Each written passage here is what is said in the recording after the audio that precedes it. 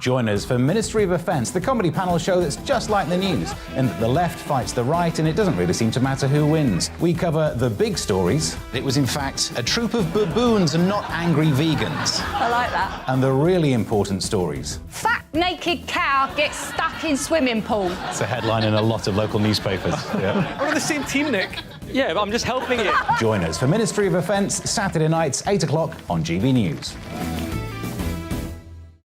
I'm Dan Wootton. Join me Monday to Thursday from 9 to 11 for the feistiest and most fun news debate on TV, where free speech reigns. I'll bring you a sharp take on the day's biggest stories, bombshell newsmaker interviews, and A-list guests. And I guarantee you, no spin, no bias, no censorship, and no reason to go to bed. That's Dan Wootton tonight, Monday to Thursdays from 9 on GB News.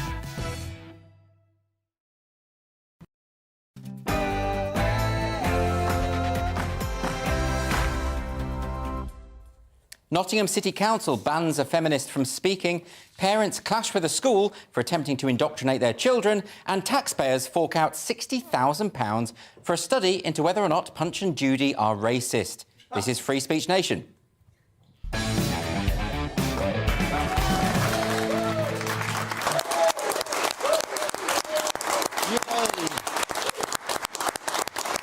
to the show. I used to be a school teacher, but I soon realised there was something about the job that wasn't quite sitting right with me, and I couldn't put my finger on it. And then one day, I realised what it was. I couldn't stand children. So I just quit. Now, I happen to think that teaching is one of the very best things that anyone can do with their lives. It's just not for me, but I do have the utmost respect for anyone who does it, and I've remained friends with a lot of teachers. And this has meant that I've been able to keep up to date on the developments within the profession. My friends often send me messages about the way in which activist ideas are being drip-fed into the curriculum or to pastoral policies. These messages are usually caveated with the phrase, "don't tell anyone," and they invariably come through WhatsApp because it's encrypted, which gives you some sense of how terrified these teachers are at raising concerns about this stuff. They're being forced to behave like spies. And they're right to be concerned. Some of the screenshots they send me are pretty alarming. Sometimes these are documents which tell them which topics to include in tutor meetings or lessons. Sometimes they've taken a sneaky photo of what's been shown on the projector screen during training sessions. And then again and again, it's the same ideological concepts cropping up. White privilege, gender identity, toxic masculinity, heteronormativity, all of these interconnected belief systems that you'll find in the new religion of what we call critical social justice, or the woke movement. When I interviewed the Reverend Dr. Bernard Randall on this very programme, who is a school chaplain at Trent College in Derbyshire, he told me about training sessions in which staff were instructed to chant "smash heteronormativity." And when he delivered a sermon about the importance of respectfully challenging such ideological viewpoints, he was reported to prevent the government's anti-terrorism programme. Here are some examples of teaching resources that were issued at a school in Richmond. How do I explain white privilege? The danger of saying my child isn't racist. Well, children aren't racist. If they express racist views, it's because they've picked them up from, well, usually from terrible parents. But this idea that whiteness is a kind of original sin is an inherent aspect of this new religion. You'll remember we recently covered the story of the Labour-run Islington Council, who ran a poster campaign that claimed that even babies can be racist. Why? Because they apparently are more responsive to faces that have the same skin colour as their caregivers. Yes, because they're looking for their mother. They're not being racist. What a ridiculous suggestion. And the Welsh Labour government signed up to a programme to decolonise the nursery. Nottingham City Council did this as well. Here's a tip to councillors. You don't need to decolonise a nursery, because it's a nursery. And as far as I'm aware, toddlers have never colonised anything. They can't even use cutlery, let alone go running off to invade and pillage foreign lands. But this hasn't stopped parents from buying copies of Anti-Racist Baby by Ibram X. Kendi for their kids. You can see from this image here how this baby is delighted to be reading about how institutional power structures reinforce racial hierarchies in society. And after that, it'll be time for Peppa Pig. Although that could be problematic as well, ever since the London Fire Brigade accused Peppa Pig of indulging in out-of-date stereotypical gender-specific wording. Believe me, there is nothing that these people won't problematise. Some of the teachers who contact me on a regular basis are also concerned about unconscious bias training sessions. Not that they think they don't have any unconscious biases, we all do. But studies have conclusively and repeatedly shown that unconscious bias training achieves nothing at all. It's a waste of time. And besides, it's totally illiberal for employers to try and probe the secret thoughts of their staff. So why don't my teacher friends say, no, I'm not doing this. I'm not going to teach boys that they are inherently toxic, or white kids that they are inherently complicit in racism, or girls or ethnic minority children that they will always be oppressed, or that there are a million genders, or that biological sex is unimportant, or that if a boy likes to wear dresses, he's actually a girl, or if a girl likes to play football, she's actually a boy. Why don't these teachers refuse to go along to sessions by visiting experts who berate them for their white privilege, or say they need to uncover their unconscious biases and re-educate themselves? I've yet to meet a teacher who doesn't think all of this is absurd, but I've also yet to meet a teacher who has said to their management team, enough is enough, I'm not doing it. And in truth, it's because they're too scared, and understandably so. There's a general silence on these issues because those in authority have completely bought into it. And why would you jeopardise your job prospects by rocking the boat? The National Education Union, the largest teaching union in the UK, has pretty much morphed into an activist body at this point. It has claimed that there is an urgent need to decolonise every subject and every stage of the school curricula. In a recent report, the union called for activist training for teachers. That's the last thing we need. And in today's Sunday Times, there is this story about parents of pupils at what was formerly Haberdashers' Aske's Hatcham College, but which recently dropped the name of the school's 17th century benefactor, Robert Aske, because of his links to the slave trade. Now, these parents are battling to be able to see the lesson plans of teachers who they believe are prioritising activism over education. They fear that their children are being indoctrinated. And they're probably right. Former Labour Education Secretary Baroness Morris of Yardley has tabled an amendment to the Schools Bill in the House of Lords in the hope of enabling parents to have the right to see teaching materials. Well, let's hope she succeeds. And let's hope that parents and teachers start being a little more proactive and courageous when it comes to standing up against the ideological takeover of our schools. It won't be easy, but the law is on their side. Section 406 of the Education Act 1996 prohibits the promotion of partisan political views in the teaching of any subject. The government has made it clear that this applies to critical race theory, which is why activists have started adopting the core tenets of critical race theory without actually using the phrase critical race theory. It's a neat trick. So come on, teachers, don't just sit there in those tedious training sessions listening to some overpaid know-nothing preaching to you about their precious belief system and why your pupils need to conform. Stand up and challenge them. Ask them for evidence of their claims. Ask them to consider other points of view. You got into this job to broaden the minds of the young, not shut them down. And although it might be tough, when sufficient numbers speak out, this tide will turn. And ultimately, your pupils will be the ones that benefit. Always remember that indoctrination isn't education. It's the opposite. So let's drive this nonsense out of our schools.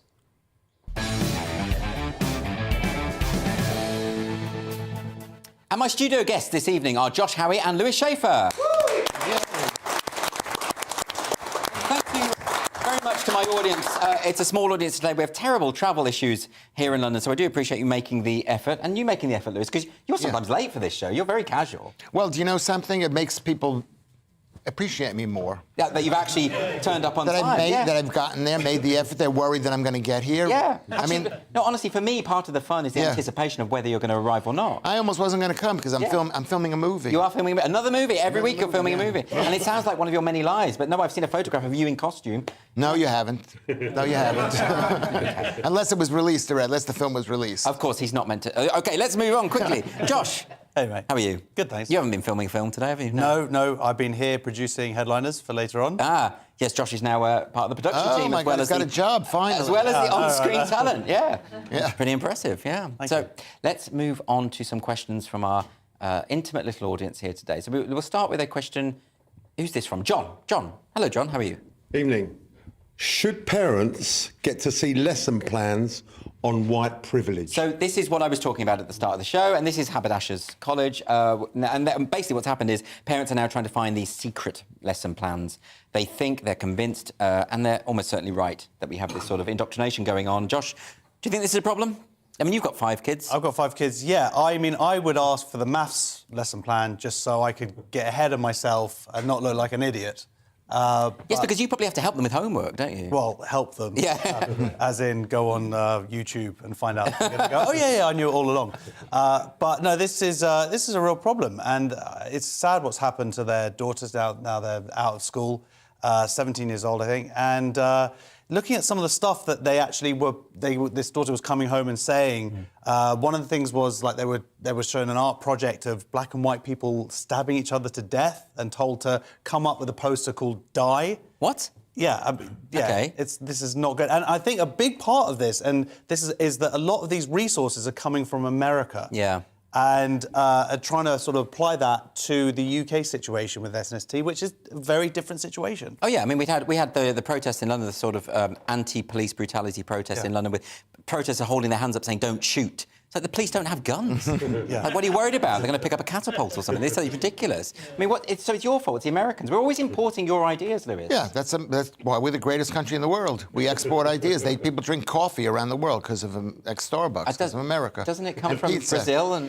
It does, but you know, racism didn't originate in America. You brought it over, but we packaged it and made it a sellable. Well, exactly. You export ideas better than any other nation. I grant you that, but they're not always good ideas, are they? No, you got to take the good with the bad. You don't know how it's going to turn out. Maybe racism will turn out to be just a fine idea. Just give it time. Goodness me. Well, you did give us rhythm and blues, but you also gave us childhood obesity. I mean, it's swings and roundabouts, isn't it, really? Well, I don't think they can go in the swings and roundabouts because they're too big. Absolutely but, right.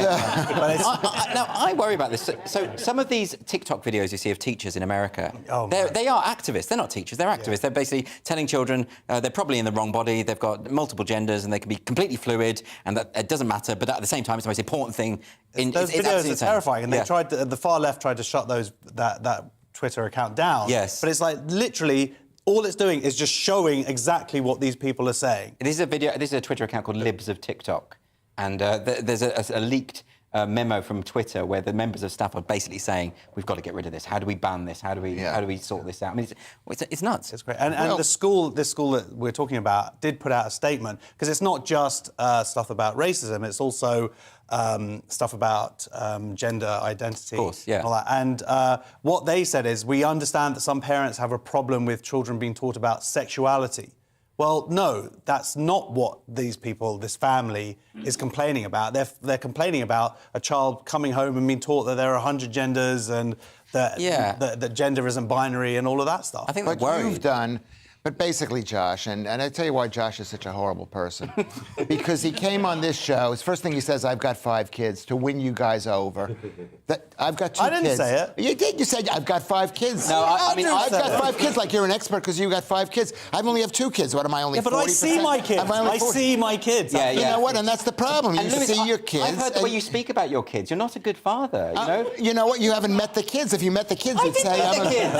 I did make the kids. You know what? Then you know that I'm being. The point about this thing is, if you send your child to school, to any kind of school, let's say you send to a state school, whatever you call them, school, is basically you deserve what you get. You deserve it. But not everyone can afford these posh schools. Well, then they should work harder. Yeah, but the posh schools are actually sometimes worse. They are very much. Because the posh schools are all about decolonising the curriculum and telling kids that there are multiple genders and all the rest If you of it. also do not prepare your child to be dealing with teachers, what kind of person becomes a teacher? Honestly. Me?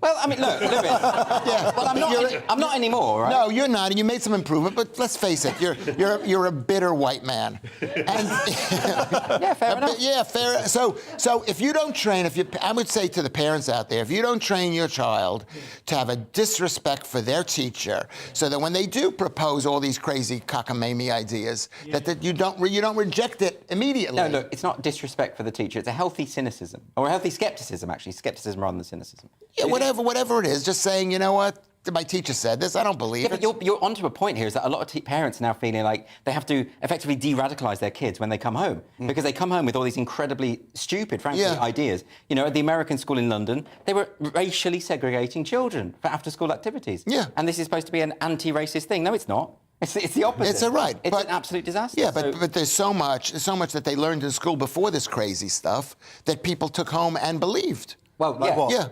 2 like plus the 2? like Yeah, no facts. like the Big Bang Theory and the exactly what I'm gravitational forces in the You don't believe in universe. gravity? You don't believe in gravity? You're I don't believe it's a major force. No, I don't. I'm a gravity denier. OK, good. We may come back to that at some point. Can't Tell wait. your testicles, mate. Let's not use vulgar language on this show. Now, No, it's just the Earth is drawn to them. It's an electromagnet. I'm definitely putting an end to this conversation. Our next question now is from Edward. Edward, hello. Are XE, XEM and XYRS real pronouns? Right, and now, I know why you're having trouble pronouncing them, because I think they're pronounced G, Gem and Jers.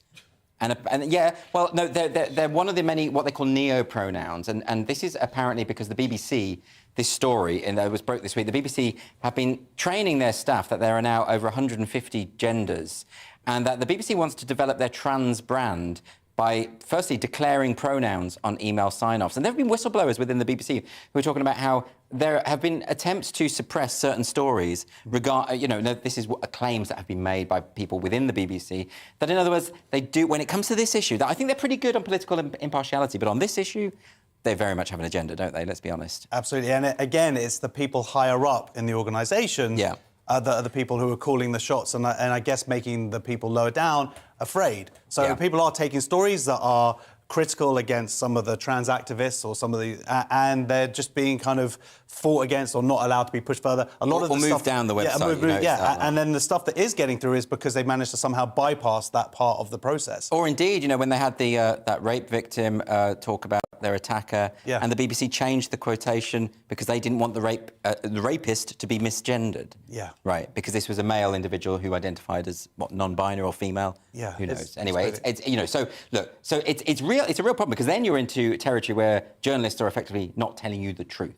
And I think that's a real problem. I think the BBC needs to be impartial, not just politically, but also ideologically. And also, where do we get 150 genders from? That sounds very... Like, why not 180? Why not 5,000? Are we just making up numbers now? Well, there is a I don't know a word for it, where it's like reduction. It's the opposite. Reduction to the ridiculous. Is that what it's called? Reductio ad absurdum. Yes, it's like taking it to. That's the other Latin. way. That's the Latin Latin. phrase. That's the Latin for going downward. But when you go upwards, when you just make a million of these pronouns. Oh, I see. Yes. Is that eventually people start laughing at it? It's like in the movie.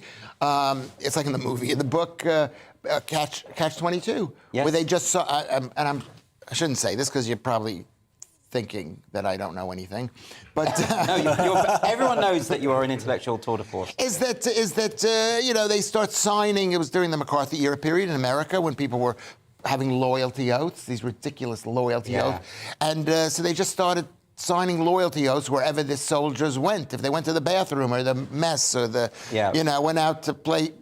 Whatever, they had to sign a loyalty oath. Do you think this is a natural thing that happens? That ultimately things become so absurd? Yes, I think it's something. But no, can I just ask you about this, though? Because I'm interested, because, years and years ago, I used to do a stand-up bit about how the LGB initialism was getting out of control, and it became LGBTQ. And then I did a joke, and I added superfluous letters. But now I can't do that bit because they're doing it for real. Yeah. Like now it's LGBTQIA2S+. Yeah. And that sounds like the joke I did 5 years ago. But this is the reality. Yeah. So it has got absurd, but people are still, they're not laughing at it. But the problem is, you're basically pointed out that your job is pointless. Yeah, it is pointless. It is pointless because they do it themselves. They do it themselves. self-satirize. Eventually it's going to be, everybody's going to go, oh, fuck, forget it. Really. Yeah, well, forget it. So you think that it's just they're shooting themselves in the foot, really? I shouldn't say that because I'm invited on this program and it's good money and I'm... You do not want this problem to be solved, Lewis. I know, I want to keep it going and I appreciate you're keeping it up. But eventually people are going to say, gee, and they're going to laugh at it. Of course they're going to laugh. Well, no, but there's now some pronouns. People use cake gender and cake as a pronoun, cake self. Yeah. And toy. I've heard toy and toy self. if they love toys. And so it's going to make communication basically impossible. But also, human I'm going to bring Josh in because you've spoken I just want to say, just talking about solving the issue, supposedly the company that taught about the 150 genders now is not being used by the BBC. Okay. Now, this is something, and we talked about civil servants, I think, yesterday, also adopting this kind of language. What's not been announced is, it's not enough to say, well, we've cut ties with this organisation. Yes. What I'm not hearing is corrective thing. Let's have people going in and going, by the way, sex is binary. Yes. By the way, that's fine to respect people on whatever pronouns they want, but it is not compulsory. That's the point, isn't it? Like, it shouldn't matter. If people want to identify how they want, that's up to them. Absolutely. But why not? But the reality of that sex is binary is something that... should anyone have to be taught that? Don't we all know that? No, because these people, that go back, teach the head teachers, go to the people who are commissioning these articles and say, look, they're all afraid of their jobs, and go and say, look, this is now the reality. It's OK now. You can speak the truth. I tell you what I'll do. I'll just dig out my school biology textbook. That'll cover it. You know, because, I mean, it was all covered when I was 13. Anyway, next question is from Mary. Hello, Mary. Hi.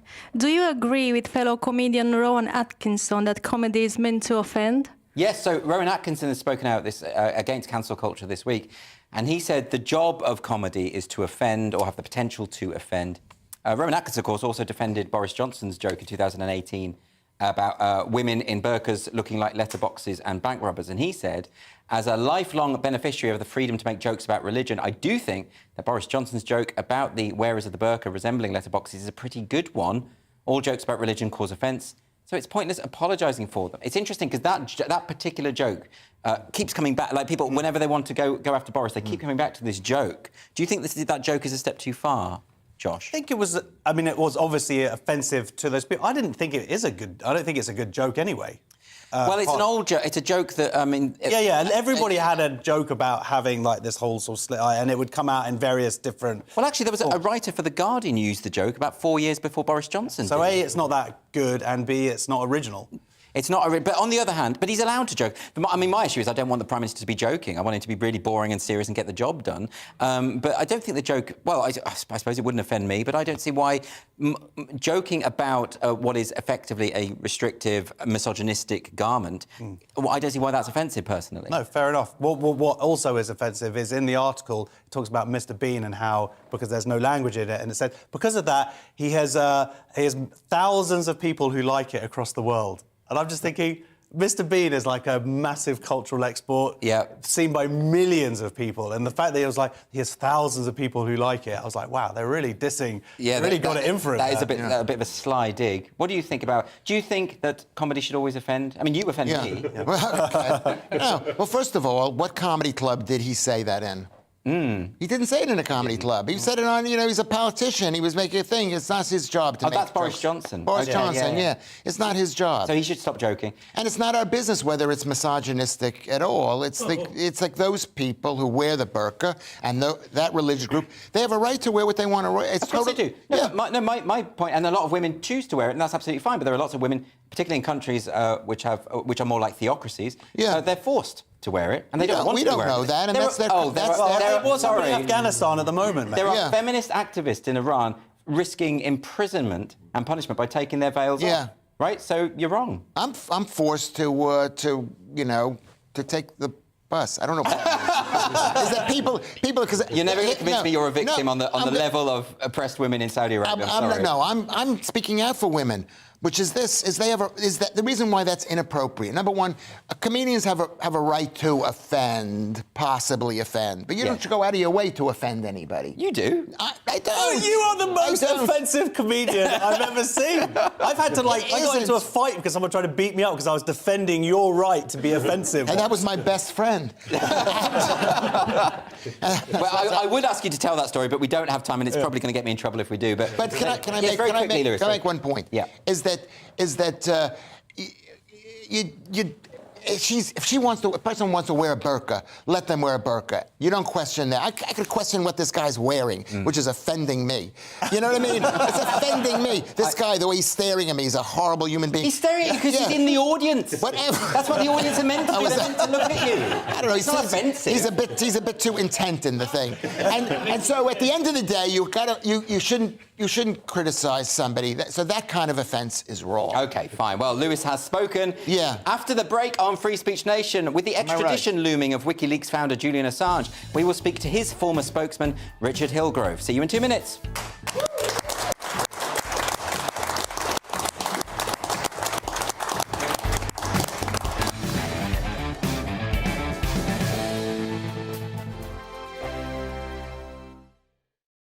We are GB News. We're right across this great nation. On TV. On radio, on digital. Absolutely everywhere. We don't talk down to you. We embrace all voices. With honest and civilised conversation. We're not part of the establishment. We're one of you. And we're only getting started. Join us on GB News, The People's Channel. Britain's news channel. Every morning from 6 o'clock, we'll wake you up with GB News Breakfast with all the stories you didn't know from the night before. So whether it's serious news, entertainment, or your own views from all over our great nation, we're here to kick off your day with a smile. The national media should be reflecting and reporting what's happening here. You will notice the northwestern accents. Whether you're with us on TV, radio, or online, every morning, it's breakfast from 6 a.m. Hope you can join us. Join us for Ministry of Offence, the comedy panel show that's just like the news, in that the left fights the right and it doesn't really seem to matter who wins. We cover the big stories. It was in fact a troop of baboons and not angry vegans. I like that. And the really important stories. Fat naked cow gets stuck in swimming pool. It's a headline in a lot of local newspapers. Yeah. We're on the same team, Nick. Yeah, but I'm just helping you. Join us for Ministry of Offence, Saturday nights, 8 o'clock on GB News. I'm Dan Wootton. Join me Monday to Thursday from 9 to 11 for the feistiest and most fun news debate on TV, where free speech reigns. I'll bring you a sharp take on the day's biggest stories, bombshell newsmaker interviews, and A-list guests.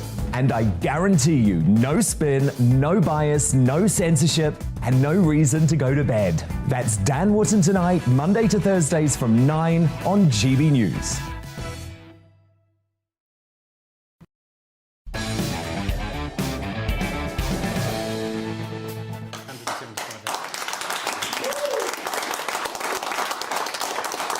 Welcome back to the show. The WikiLeaks founder, Julian Assange, could be facing trial and a possible life sentence after Home Secretary Priti Patel approved his extradition to the United States.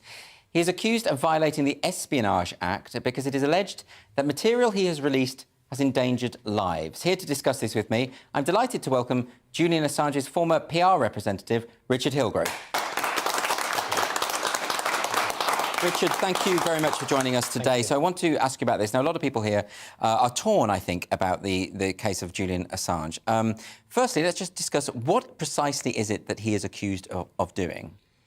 Well, it's releasing, data that put people's lives in danger, but they're getting him on the Espionage Act, which is something which is rather frightening for any journalist in the world, because, he should have the right to publish whatever he likes as a journalist, and to be extradited, it's completely wrong. Now, this is the key question, isn't it? Because these documents were leaked to him, and then he presented them on his website. So if the espionage charge is going to hold, then surely it should be to the person who did the leaking and not the person who reported on the leaking. Well, correctly, and that's why it's just like a vicious circle that you can't change. And this has paralysed all journalists worldwide watching this case. If Julian Assange goes down, what happens to the world of journalism and breaking stories? Well, what do you chilling effect. What do you make of the counter-argument then? When people say, there are these intelligence operatives whose lives were put at risk because all of this was, it wasn't editorialised. The material was simply dumped onto the website. Well, without going down a complete rabbit hole, all the information was redacted, and he did everything he could. The New York Times and The Guardian published it in front of WikiLeaks, the same information. Why is this chap been singled out for this special treatment. Why do you think that could be? I think those in power want to make an example of someone. I think that's a very disruptive narrative, taking someone like Julian Assange and having this prolonged case for 10 years, and will he or won't he, you know, and the whole thing is just a virtuous circle, and it's a hall of mirrors as well. You can't prove whether he was... He says he didn't do it, and there's no proof otherwise. Simple. But there's some people who've suspected or voiced a suspicion that this is almost like a personal vendetta. I mean, Julian Assange and WikiLeaks did publish those emails from Hillary Clinton's computer, and that kind of thing, which means that there are plenty of people in Washington who would be might experience a certain degree of Schadenfreude if he goes down. I think the thing about Julian Assange, his psychology is that he's completely non-partisan. So he has no particular friends. So he's leaked against Russia, he's leaked against America, and he's been very much used by different people. So he's in a situation where who can he call as his friend? And where are all the people, all the champagne socialists that came to see him in the Ecuadorian embassy, like Lady Gaga, who came in, had a poke around, all these people, where are they now? But Julian Assange is a human being and has a right to publish, like any journalist has a right to publish. And I think this sends a chilling effect to the entire planet. So your argument is effectively that all of these other journalists are going to be looking and thinking, can I do anything anymore? Can I report? Because if I leak some information that is deemed unpalatable to the powers that be, they might come after me? Well, clearly, and that's why even people, you know, even media organisations like The Guardian, they absolutely hate Julian Assange. You know, he polarises people, and a lot of people can't stand the man, but they still say he must not be extradited. Do you think that there's any chance of him having a fair trial? I mean, we've heard the head of the CIA, former head of the CIA, Mike Pompeo, talking about how he's, well, I can't remember the exact quotation, but he was pretty much saying he's guilty, right? So hasn't this trial been prejudiced pretty deeply? I think there's a lot of danger, and I said something on GBNews last week where the situation was... I'm getting a very vocal audience out there. Oh, sorry. You had a situation where there's a case right now, and Mike Pompeo, the former head of CIA, has been called for an act of attempt of assassination of Assange while he's in the Ecuadorian embassy. So, and there's a whole lot of foreshadowing going on with this suicide risk. 300 doctors have just written saying he's a suicide risk, his mental health is... Right. So either way you look at it, his life's in danger. You know, is he that safe on American soil? I don't think so. Why do you think Priti Patel has made this decision then? I personally think it's quite a personal judgment. I mean, Gary McKinnon never went. Theresa May, when she was Home Secretary, decided against. And I'd say that Julian Assange should be in the same category, certainly in the same type of psychology. So you think this is going to be, whichever way this goes, this will be a landmark case when it comes for freedom of the press and free speech more generally? Absolutely, but it's obviously not over yet. There's other, you know, there's the idea of an annulment because the UK government have now admitted to putting surveillance on the lawyers for Julian Assange. That could null and void the entire case. European Court of Human Rights is another avenue, like Rwanda. So it's not over yet. OK. Well, Richard Hillgrove, thank you very much for joining me today. You're welcome. Thank you. OCR, one of the three main exam boards, is set to remove works by John Keats, Thomas Hardy, Wilfred Owen and Larkin from its English literature syllabus from this September. Of the 15 poets whose work has been added instead, in OCR's words, 14 are poets of colour, 6 are black women, 1 is of South Asian heritage. Our new poets also include disabled and LGBTQ+ voices. So is this cultural vandalism? That's what the Secretary of State for Education has called it. He's tweeted, Larkin and Owen are 2 of our finest poets. Removing their work from the curriculum is cultural vandalism. Their work must be passed on to future generations as it was to me. I will be speaking to the exam board to make this clear. Joining me now to react to this is the Secretary of the Thomas Hardy Society and GCSE English Literature tutor, Dr. Tracy Hayes. Dr. Hayes, thanks very much for joining me today. So when it comes to this, what we call decolonising the curriculum, a lot of people are arguing that all they're doing is they're bringing in voices that have been previously marginalised, that we haven't been able to hear before, and that often we haven't heard of them because of discourses of racism, homophobia, sexism, etc. Do you think there's any merit in that argument? There's a merit in the argument of bringing new voices in, there is no merit in the argument of removing past voices to accommodate them. I would be of the opinion of having them both side by side. Can I ask you, it seems like a mixed messaging from OCR, from the board, because they talk about how they wanted to bring in LGBTQ plus voices, and they're removing Siegfried Sassoon, who is almost certainly bisexual, and Wilfred Owen, who is almost certainly gay. So aren't they scuppering themselves there? I think we might have lost Dr. Tracy. Dr. Tracy, are you there? Such are the perils of working with technology. Anyway, we're going to have to go to a break then. After the break on Free Speech Nation, we will be celebrating one of London's most iconic free speech venues, and that's Speaker's Corner in Hyde Park, which is marking its 150th year anniversary. See you in a couple of minutes.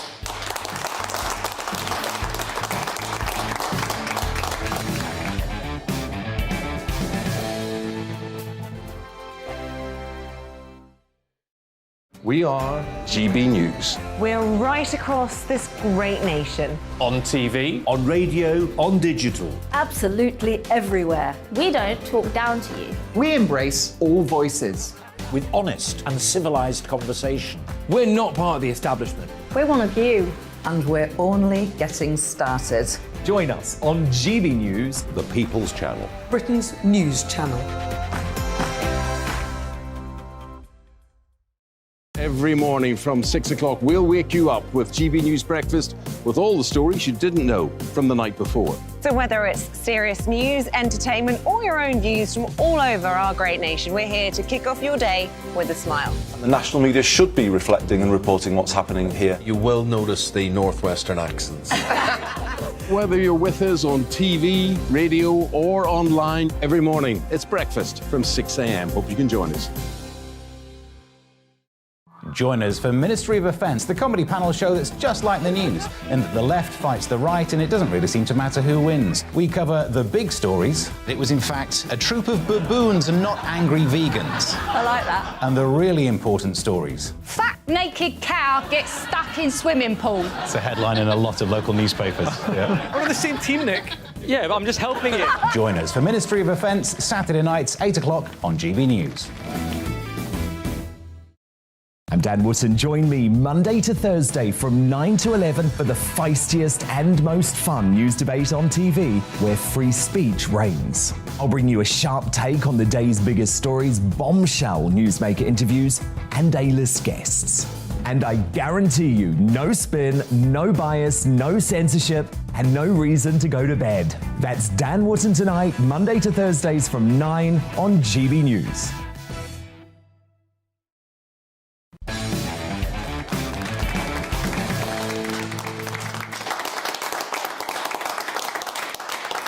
Welcome back to the show. And later on, I'm going to be turning agony uncle with the help of my panel, Josh Howie and Lewis Schaefer, to help you deal with your unfiltered dilemmas. So please do email us at gbviews@gbnews.uk and we will try to answer your issues. Now, we were attempting before the break to talk to our guest about the news that certain poets, such as Thomas Hardy and Wilfred Owen, have been ditched from the OCR GCSE English Literature curriculum. And we were trying to speak to Dr. Tracy Hayes. Dr. Hayes, are you with us? I am indeed. Oh, excellent. And you sound very triumphant as well. That's great. You were halfway through an answer. This was about this idea of dropping gay poets such as Wilfred Owen and Siegfried Sassoon in the name of inclusivity. How does that work? Perhaps it doesn't. Inclusivity means all. So having one South Asian poet doesn't smack of inclusivity to me. Dropping people who were there at the time during the war, suffering atrocities, who were LGBTQ, like Wilfred Owen and Siegfried Sassoon, at a point in history when it was a punishable offence. Dropping these people, I don't understand. That's not inclusivity. But also, why do we have this obsession with identity, group identity, and that kind of very trendy political notion that really doesn't have anything much to do with the appreciation of art and literature? Art and literature are an interesting subject when it comes to context. Context, as far as I'm concerned, is absolutely crucial. You cannot appreciate what you have now without a reference point in the past to compare it to. So identity is important, but we also do need to remember to divorce the creator from the creation to some point. Otherwise, we'd have to get rid of Dickens. He was an incredibly awful man in private, and yet he was a genius of the language and is therefore, quite rightly, on all school syllabuses. So where do you stop? Well, I suppose the point about acknowledging that identity can be important in an artist's life is all well and good. But if you, I feel that you kind of run the risk of reducing art and poetry just to a tick box exercise of, well, this is another straight white male, and that's the most important thing about him. Being straight, white and male is not the most important thing about a poet. You know, that it just isn't. It's very, very low down the list as far as I'm concerned. Absolutely, I agree with you completely. Leavis is responsible for this canon we supposedly have now, and he was obviously establishment white male. But the people in the said canon aren't all establishment white male, and they should be kept on the syllabus for the merits of their writing. We are teaching their writing. We are not teaching them as a person. Speaking personally as an English literature and language tutor, I give the context of an author simply to give a background. It's the author's work I teach, and you cannot teach modern literature when you don't have a past point to refer it to and compare it with. And it's quite ironic, I find, that I have taught the AQA exam board rather than OCR, and the Year 11 GCSE Poetry Anthology exam this year was Bayonet Charge by Ted Heath, World War I poem. Yeah, I mean, I wonder how much of this stuff does date from the sort of the postmodern movement within literary studies and the way in which, you know, when I was studying English literature at university, we were very much sort of taught to be moral detectives. You know, we would apply the deconstructive method to a text, and all of a sudden we weren't really reading the text for its artistic merit. We were trying to detect the sins of the author. You know, oh, this is misogynistic, this is homophobic, this perpetuates discourses of whiteness, etc. And really, you're not appreciating the work for what it is at that point. I agree completely. Absolutely. You must take a work on the work's merit. There's no two ways about it. Yes, know the context behind it, simply because it helps to appreciate the work. The work itself is what is important here, not the fact that the person who wrote it is male or white, or lived 100 years ago, or was not LGBTQ, or was not disabled.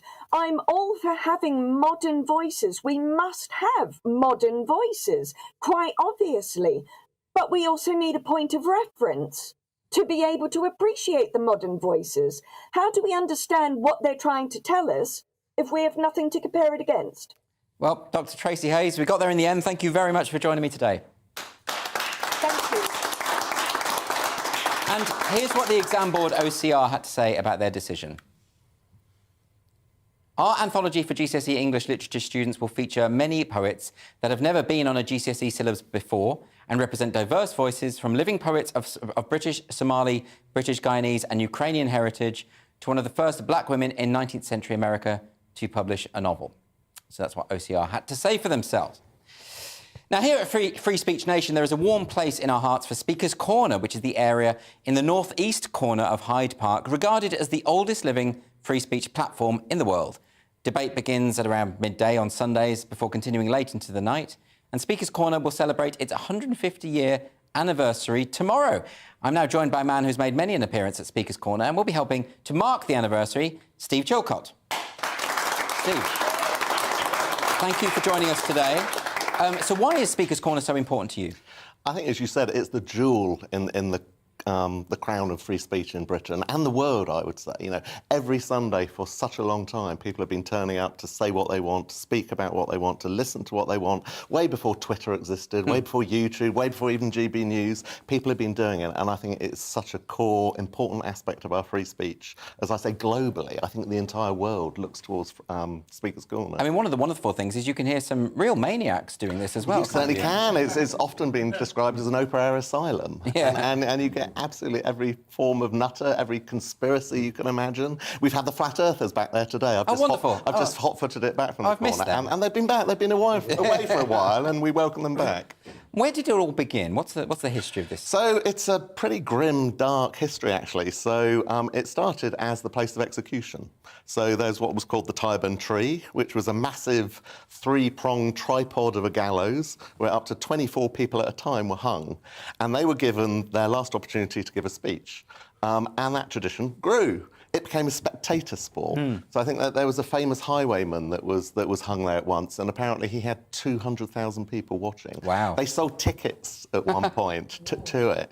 And I think when the hanging was finally brought to an end in the 1700s, that tradition of people coming and giving speeches continued.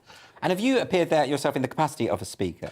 I do a bit of everything. Occasionally I'll get up on a ladder, but I'm mainly a heckler. And again, heckling is a hugely important tradition of Speaker's Corner, that people don't just get up on a ladder and say a speech to a silent audience. Yes. You know, the whole spirit of heckling is a really important part of the place. How does the very notion of Speaker's Corner in the modern age work, insofar as we now have hate speech laws, for example? We have public order declarations which effectively silence certain times. I mean, you see fundamentalist evangelical preachers hauled off before the courts because they've offended people. So this culture of offence that we now live in, can Speaker's Corner survive in that culture? It has to. It must, and we must all make sure that it does. As you know, you said 150 years history since it's had that legal protection. It's often cited in legal law. So the famous Redmond Bate case around around free speech specifically referred to Speaker's Corner, and in that legal conclusion, it said, you know, free speech is not just about the inoffensive. If we don't have the right to be offensive, then we don't have free speech. But it's a battle. Literally a physical battle sometimes, unfortunately. Now, so why is that? So there are some people who now go to Speaker's Corner and attempt to silence some of the speakers. Can you give us some examples of what's been going on? Well, I mean, there are YouTube videos all over the place. So, you know, just put in Speaker's Corner and you'll soon find something. And in fact, in I'd say the last 2 to 3 years, just before lockdown, and in the last few weeks, actually, we've had an increase in violence of simply people that are attending Speaker's Corner who clearly do not get the basic tenet of free speech. Yes. And often challenge them. You know, if you're such a sensitive, thin-skinned individual, why come to the global home of free speech? You would have assumed that people know what they're getting themselves in for. You would hope, and actually we've now got some information boards as you enter the corner that clearly detail what it's all about. But as you say, you're correct, there are people that are going there now who are trying to silence through violence, through intimidation, through aggression, through spitting on people, kicking people off ladders, through punching people. We've had a stabbing. We had a stabbing July last year where Hatton Tash, an ex-Muslim Christian preacher, was stabbed, which was a religiously aggravated attempt of murder, and they've never found the culprit. But surely this all must be on camera and... The police were sitting in their police car, not yards away from where it happened. And in fact, I've only heard today, after I left the corner, that Hatton Tash was arrested by the police after a massive confrontation. So are the police there regularly, and do they do their job? We had a very, very good police officer in the name of Steve Barnes, who was the epitome of what community policing should look like. He got to know the place. He appreciated and understood free speech. He unfortunately took ill health retirement a year ago. Currently, the police sit in their car. They are not interested. They hate the place. This is something I wanted to ask, and the reason I ask this is because again and again we see reports of the police investigating people for speech, for offensive speech. We saw those police officers standing outside that digital billboard up north where it said being offensive is an offence. Yes. Right? So it's now built in, thanks largely, I think, to the College of Policing and the ideological drift of the College of Policing. It's built into the police's training that they should be policing words and making sure people aren't being offensive. That's the antithesis, surely. And I guess that's the challenge, because I even know when before Steve Barnes retired, he created induction. He trained his officers that he was handing over the reins to. They are simply not interested in free speech. But surely if violence is breaking out, they must intervene. They do, by often taking away the victim. And I believe I've had phone calls since I've been waiting to come on tonight that happened not 3 hours ago today. So what are the hot topics that are causing this violence? Some of it is it's all religiously based of one form or the one another. you've described there sounds like religious protesters against an apostate. Yeah, no, absolutely. And I would say this is one of the things about Speaker's Corner now that has deteriorated in the last few years, that it's become very religiously based. Right. When I started going, you had such a diversity of speaker, from politics to vegans to gay rights to the flat earthers, etc., etc. Now it's very, very polarised between born-again evangelical Christians and quite an extreme conservative version of Islam. You see, that's a problem, isn't it? Because, I mean, recently we've had this film, The Lady of Heaven, which was made by Shia Muslims, and we've had groups of Sunni Muslim protesters who have successfully had that film withdrawn from cinemas. I interviewed an imam on this show, and he was quite clearly very much against free speech and freedom of expression, or at least that's the impression that I got. So do we have a strand now of ultra-conservative Muslims who just feel that actually anything offensive to their creed should not be tolerated and should be silenced? Attending Speaker's Corner, yes. I strongly don't believe that they represent Islam across Britain. Always Speaker's Corner has attracted the extremists from many groups. It has certainly attracted quite a virulent strain of Salafi Sunni Muslims. Anjem Chowdhury and his followers, many of them have come to Speaker's Corner over the years. Yes. They are the ones that come to intimidate and to bully and sometimes be violent. We've had a lot of Sunni on Shia violence. Not 5 weeks ago, there was a pack of 6, 7 Sunni Muslims on the back punching a Shia guy. Really? Who'd done nothing more than speak openly. And it's very important. People are concerned about Islamophobia in the country, so I think it's particularly important to address this and to make sure that people are allowed to say whatever they want, because, of course, Shia Muslims should be able to say what they want as well. Of course, and Muslims come up to me all the time at Speaker's Corner and say, this isn't on, the violence, the aggression. It's not showing our religion very favourably. Exactly, and it's not representative. And that will be what the Islamophobic people, the people that do have an innate core anger, hate towards that faith, will jump on and use. Of course, exactly. It's almost like a propaganda gift to them. So what will you be doing to celebrate the 150th anniversary? So tomorrow is the actual anniversary. So it's commemorating the Parks Regulation Act of 1872. So that was passed on the 27th of June, tomorrow. So basically I've been organising a gathering. So Toby Young of the Free Speech Union is coming along. He'll be speaking to us. And a good crowd of regular speakers from now and in the past. And Steve Barnes, the police officer that I referred to earlier, is coming along as well. Fantastic. And what was amazing about him, he commanded so much respect amongst all the communities of Speaker's Corner. Everyone admired him. And as I say, he is what good community policing looks like. And that's what we need in Speaker's Corner. Just before we go, how can people get involved? Can they turn up? So they can turn up tomorrow at Speaker's Corner, the northeast corner of Hyde Park, near Marble Arch, from 11 o'clock onwards. Fantastic. Well, Steve Chilcott, thank you very much for joining me. And coming up on Free Speech Nation, I'll be showing you an exclusive clip from my podcast this week, which is with the evolutionary biologist Colin Wright. Don't go away.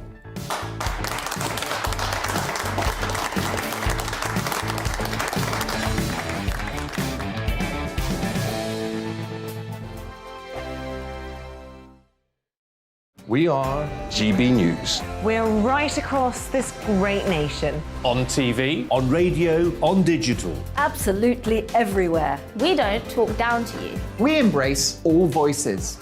With honest and civilised conversation. We're not part of the establishment. We're one of you. And we're only getting started. Join us on GB News, the People's Channel. Britain's news channel. Every morning from 6 o'clock, we'll wake you up with GB News Breakfast with all the stories you didn't know from the night before. So whether it's serious news, entertainment, or your own views from all over our great nation, we're here to kick off your day with a smile. And the national media should be reflecting and reporting what's happening here. You will notice the northwestern accents. Whether you're with us on TV, radio, or online, every morning, it's breakfast from 6 a.m. Hope you can join us. Join us for Ministry of Offence, the comedy panel show that's just like the news, in that the left fights the right and it doesn't really seem to matter who wins. We cover the big stories. It was in fact a troop of baboons and not angry vegans. I like that. And the really important stories. Fat naked cow gets stuck in swimming pool. It's a headline in a lot of local newspapers. Yeah. We're on the same team, Nick. Yeah, but I'm just helping you. Join us for Ministry of Offence, Saturday nights, 8 o'clock on GB News. I'm Dan Wootton. Join me Monday to Thursday from 9 to 11 for the feistiest and most fun news debate on TV, where free speech reigns. I'll bring you a sharp take on the day's biggest stories, bombshell newsmaker interviews, and A-list guests. And I guarantee you, no spin, no bias, no censorship, and no reason to go to bed. That's Dan Wootton tonight, Monday to Thursdays from 9 on GB News.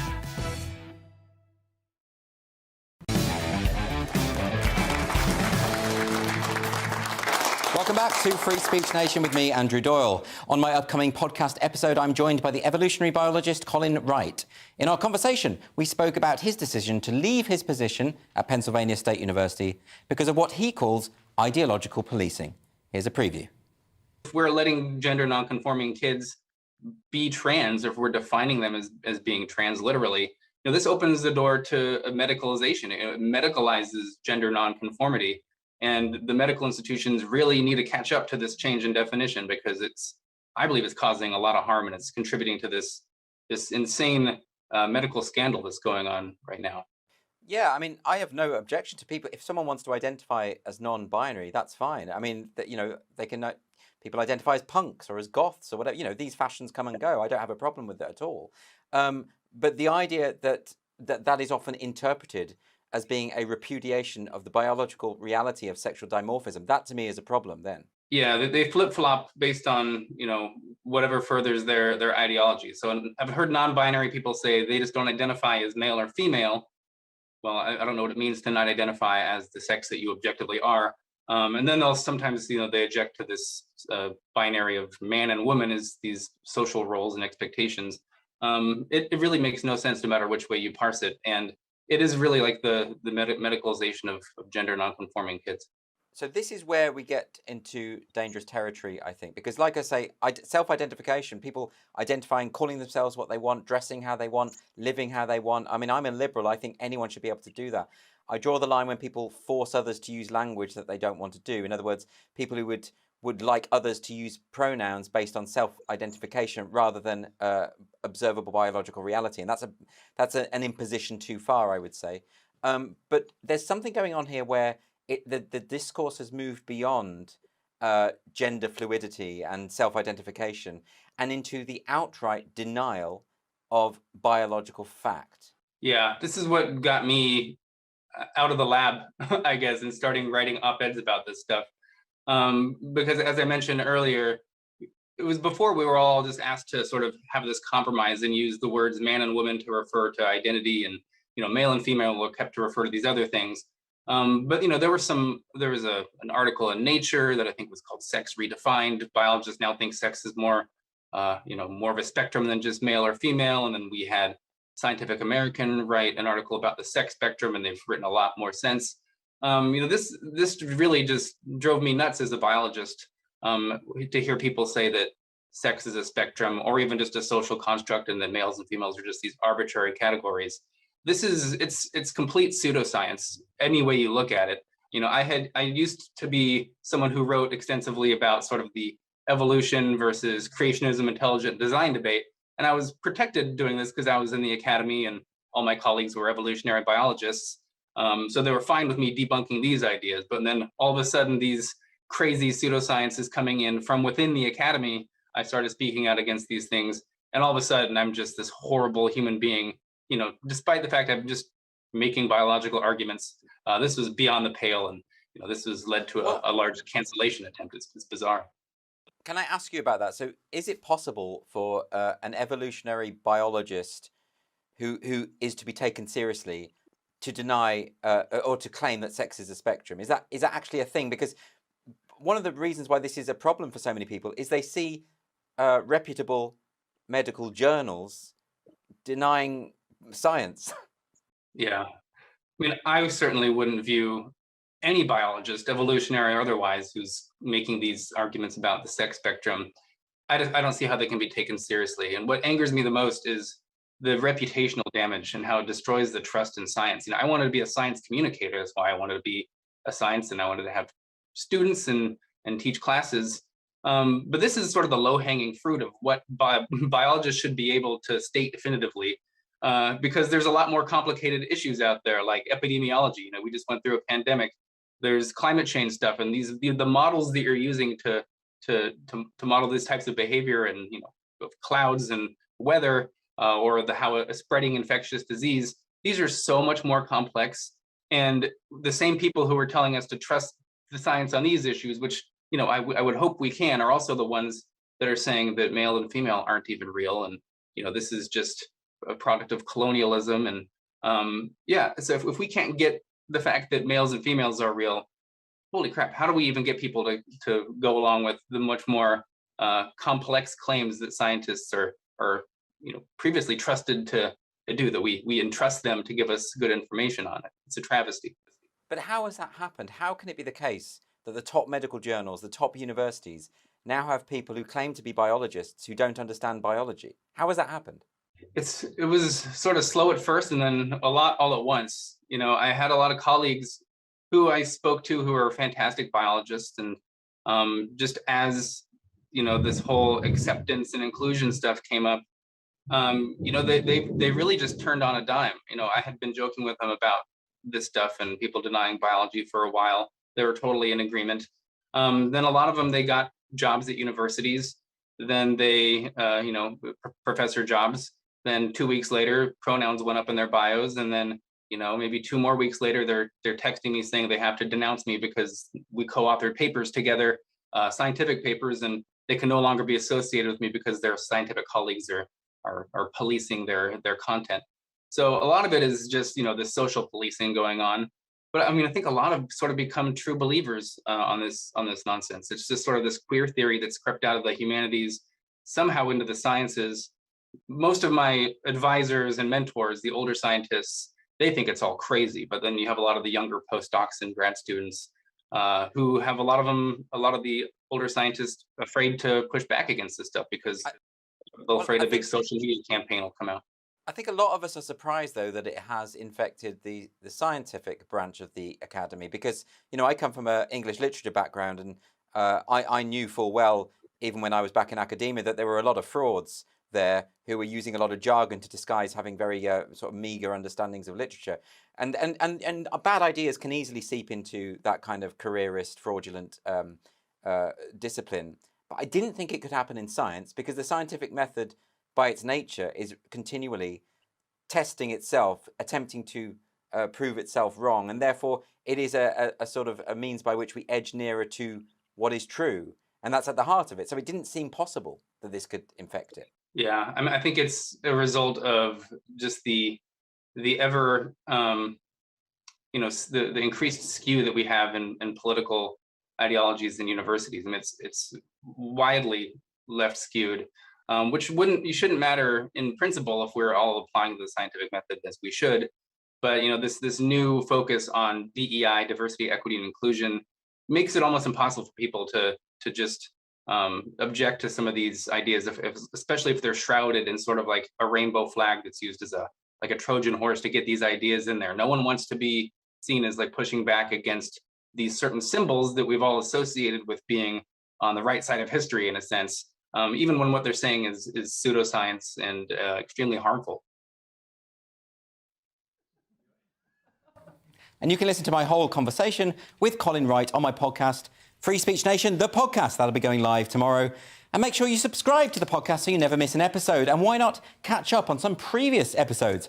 My guests have included footballing legend Matt Le Tissier, lead singer of T'Pau Carol Decker, Baroness Kate Hoey, Ayaan Hirsi Ali, Helen Joyce, Julie Bindel, comedian Rob Schneider, and many, many more. It's just after 8 o'clock now. This is Free Speech Nation with me, Andrew Doyle.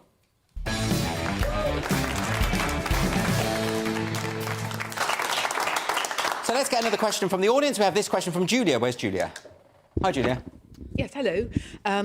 Should sharing a meme get you excluded from college? Sharing a meme. Well, this is 17-year-old Leo Shepherd, who was excluded from Burnley College after he shared a meme on Twitter that compared ISIS bride Shamima Begum to the KKK. And the tweet came to light after staff at the college asked his fellow students to look into his social media and report anything that was potentially offensive to them after he criticised Tony Blair's handling of the Iraq war.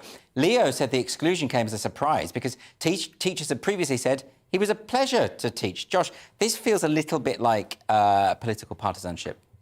Yeah, well, actually, the thing that he said about Tony Blair, which is fine to criticism like that, but it seems it's a little bit more complicated. He basically said that because it was a war that took 20 years and all these people died, Tony Blair should have just done it all at once, insinuating, i.e. he should have just murdered a bunch of people straight away. Was it a joke?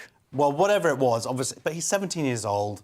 I mean, God, I was an idiot, like, yesterday. So, you know. But when you were 17, not everything you said, not all your idiotic comments ended up online. Online or recorded, or just like this, just reported to the Stasi. And then disseminated, like East Germany, that they had to kind of like, oh, now we're going to report on him and look, that's the thing that the most disturbing thing of the story is them getting the students to do their research. We had this in Sheffield University where they were paying students something like £9.50 an hour to spy on their fellow students for racial microaggressions. Well, you know what? £9.50 an hour is actually pretty good. So well, there we go. Now I'm fully on board with it. It might incentivise people to misinterpret innocuous comments and report them, because microaggressions are, I mean, they could be anything. Absolutely, but I'm looking at Lewis and I'm just thinking, I can make so much money going through your social media. Oh, unbelievable. You're not careful on social media, are you? You know what? You'll never find a microaggression. No. No, you will find macroaggression, very much. If people have trouble seeing it, I've done a bad job. And I think that's the thing with comedy. What do you think about this kid? Do you think he should be... I think if he advocated, you know, killing a lot of people, I think that... Did he, though? Is that, I mean... Well, it seemed to be insinuated. That's the crux of it when I was getting... Look, I mean, Lewis, you must have said some pretty provocative things when you were 17. Or were you different then? No, I wasn't different. I wasn't different. I was better looking, at least, so I could get away with it. That's why you should never really punish, you know, younger people, because they look, whatever, they look... You think they get away with more? I think they do get away with more, and they've got more internal angst and guilt, so you don't need to punish them. But that's also why you should forgive them a lot and give them some leeway. You know, forgive them a lot. But it does feel a bit like, I mean, I think he feels like he's been targeted because of his view. Yeah, this view and the tweet that he sent out comparing to KKK or whatever, that was like a year ago. Well, that really bothers me. It's the thing of people holding on to your bad 16 tweets. at that point. Who was the kid who he had some racist tweet and they held on to it for like 4 years so they could scupper his university Yeah, he got career. into Harvard. And this person had been holding on to this tweet for 4 years. It's so and vindictive. then showed it to the board at Harvard, and then he lost his... But these are the people who think that they're the righteous ones. They think they're the good guys. That's not good. No, did you see the Twilight Zone episode with Theo de Beckel? And he's looking at, you know, he's a guy writing letters to people back in the McCarthy era, which you're talking about again. You love the McCarthy era, don't you? Well, you know... What happens in this episode? Well, it's like a bitter, tiny little man writing letters accusing people of being communist or These whatever. people have always existed, and the joy that people get from dobbing other people in and getting them in trouble, that goes right back to the classroom. They're just the bullies, aren't they? Yeah. Just But bullies. teaching it to the kids to do it, that's the scary bit. Yeah, like, it used to be that snitches got stitches, right? But That's the way that I play it. That's the way...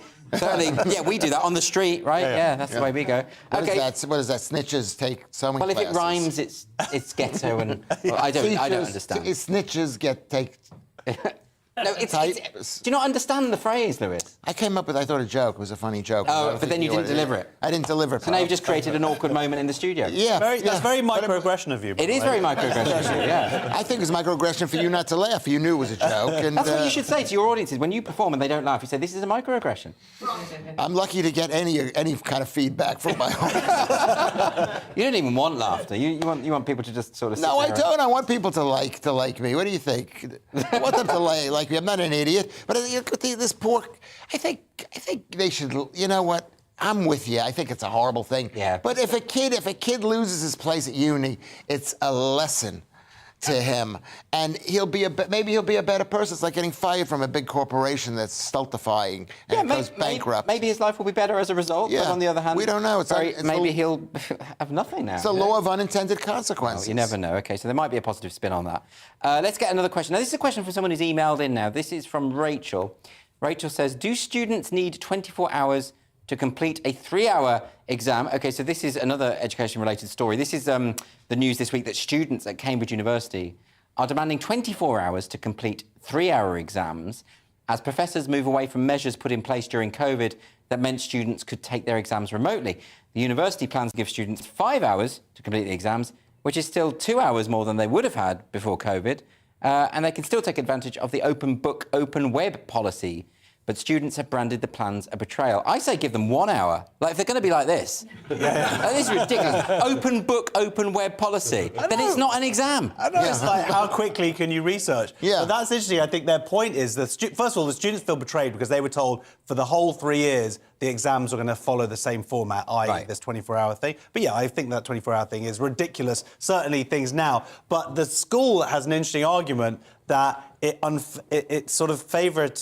basically, anybody who drinks enough Red Bull who could stay awake for 24 hours is going to do well in their exams. This is terrible. I mean, they're so entitled. Aren't they so entitled?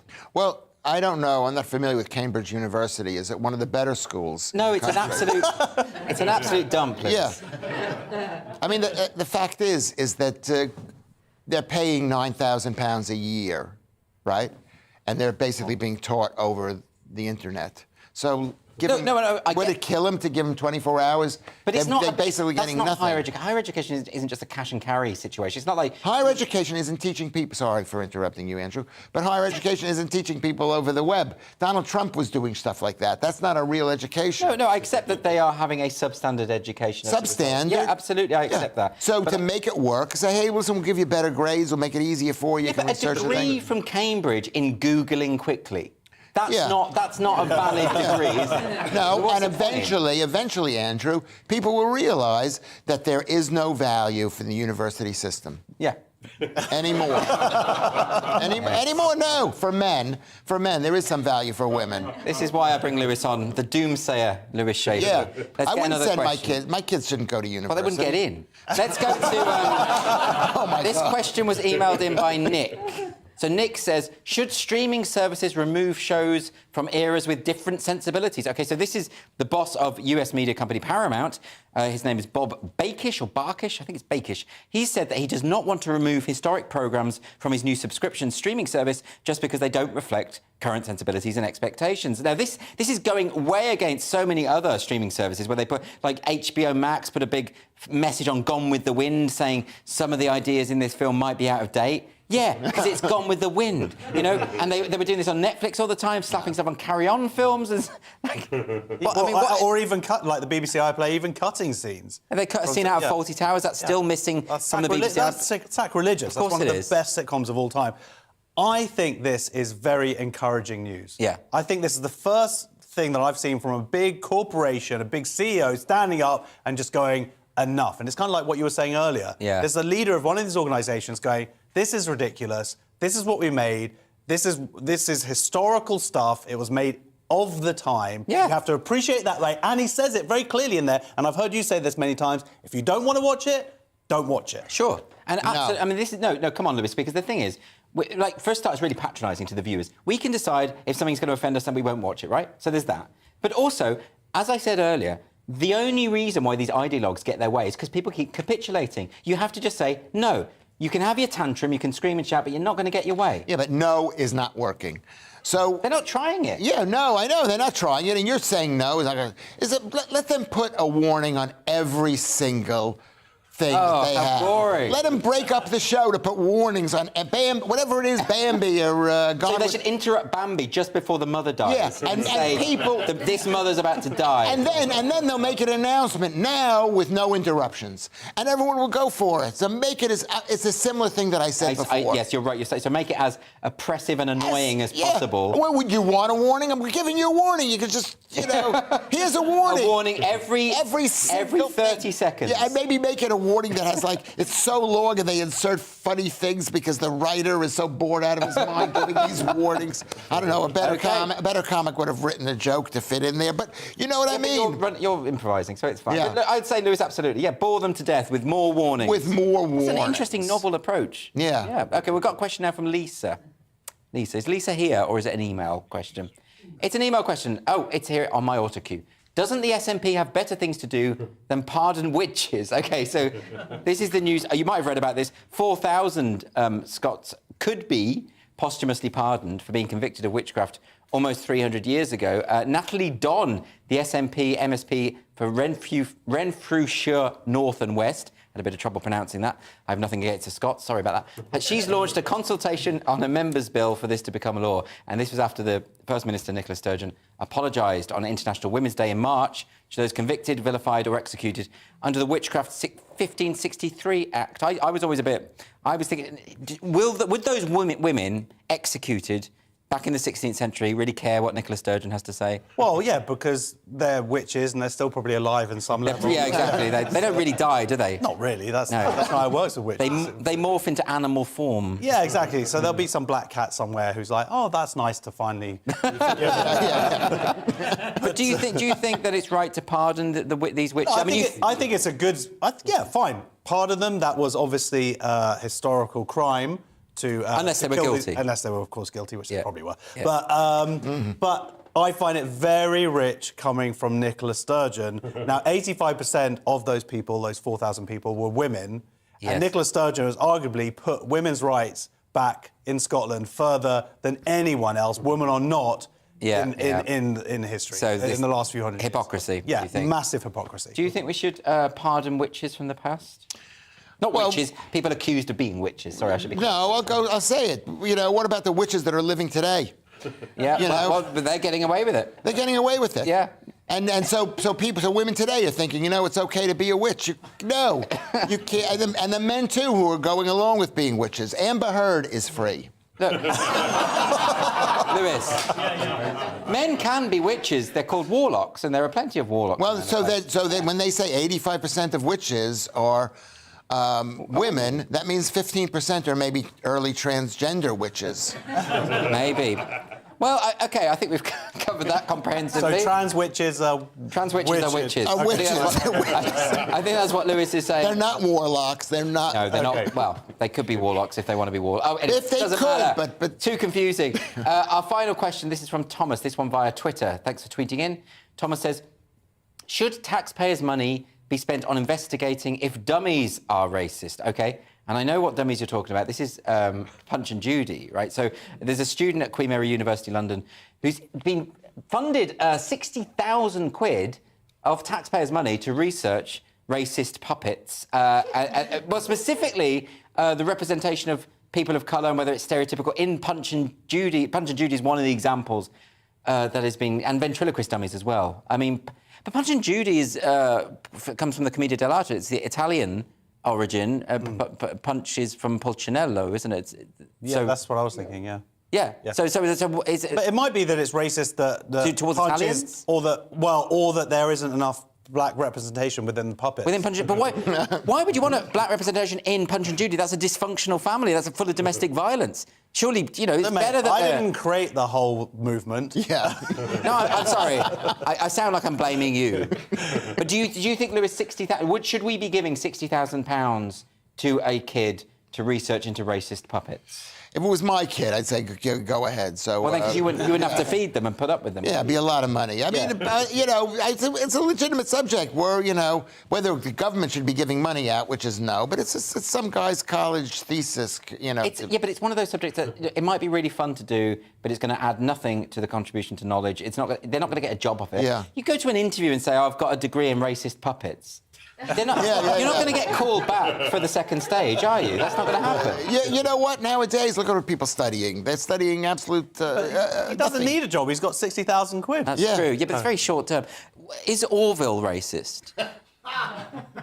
I've always suspected so. Yes. I think many people have. Yeah, bright green duck. Against non-green people. Non-green, non-green duck. See, I find this discussion offensive because as an American, I'm not even familiar with Orville. Orville. Oh, you should check with so Keith Harris eventually. Keith Harris and Orville. Orville was a bright green duck in a nappy. Big racist bird. Big racist bird. Duck. Yeah. Racist duck. Did he say racist things against people? No, no, I don't think he did. No, but he did a lot of microaggressions. A lot of microaggressions. Wore a nappy, so he wasn't even a child. He was an incontinent duck. Right. And he had a #1 hit. Do you remember that? It was called "I Wish I Could Fly Right Up to the Sky, But I Can't." It was that was written by Bobby Crush, by the way. Shout out to Bobby Crush. Yeah. I know a lot about Orville. I think I should probably move on. Anyway, after the break on Free Speech Nation, we know that the Tories lost this week's 2 by-elections, but who are the big winners? Fraser Myers from Spiked will be along to tell us. See you in a moment.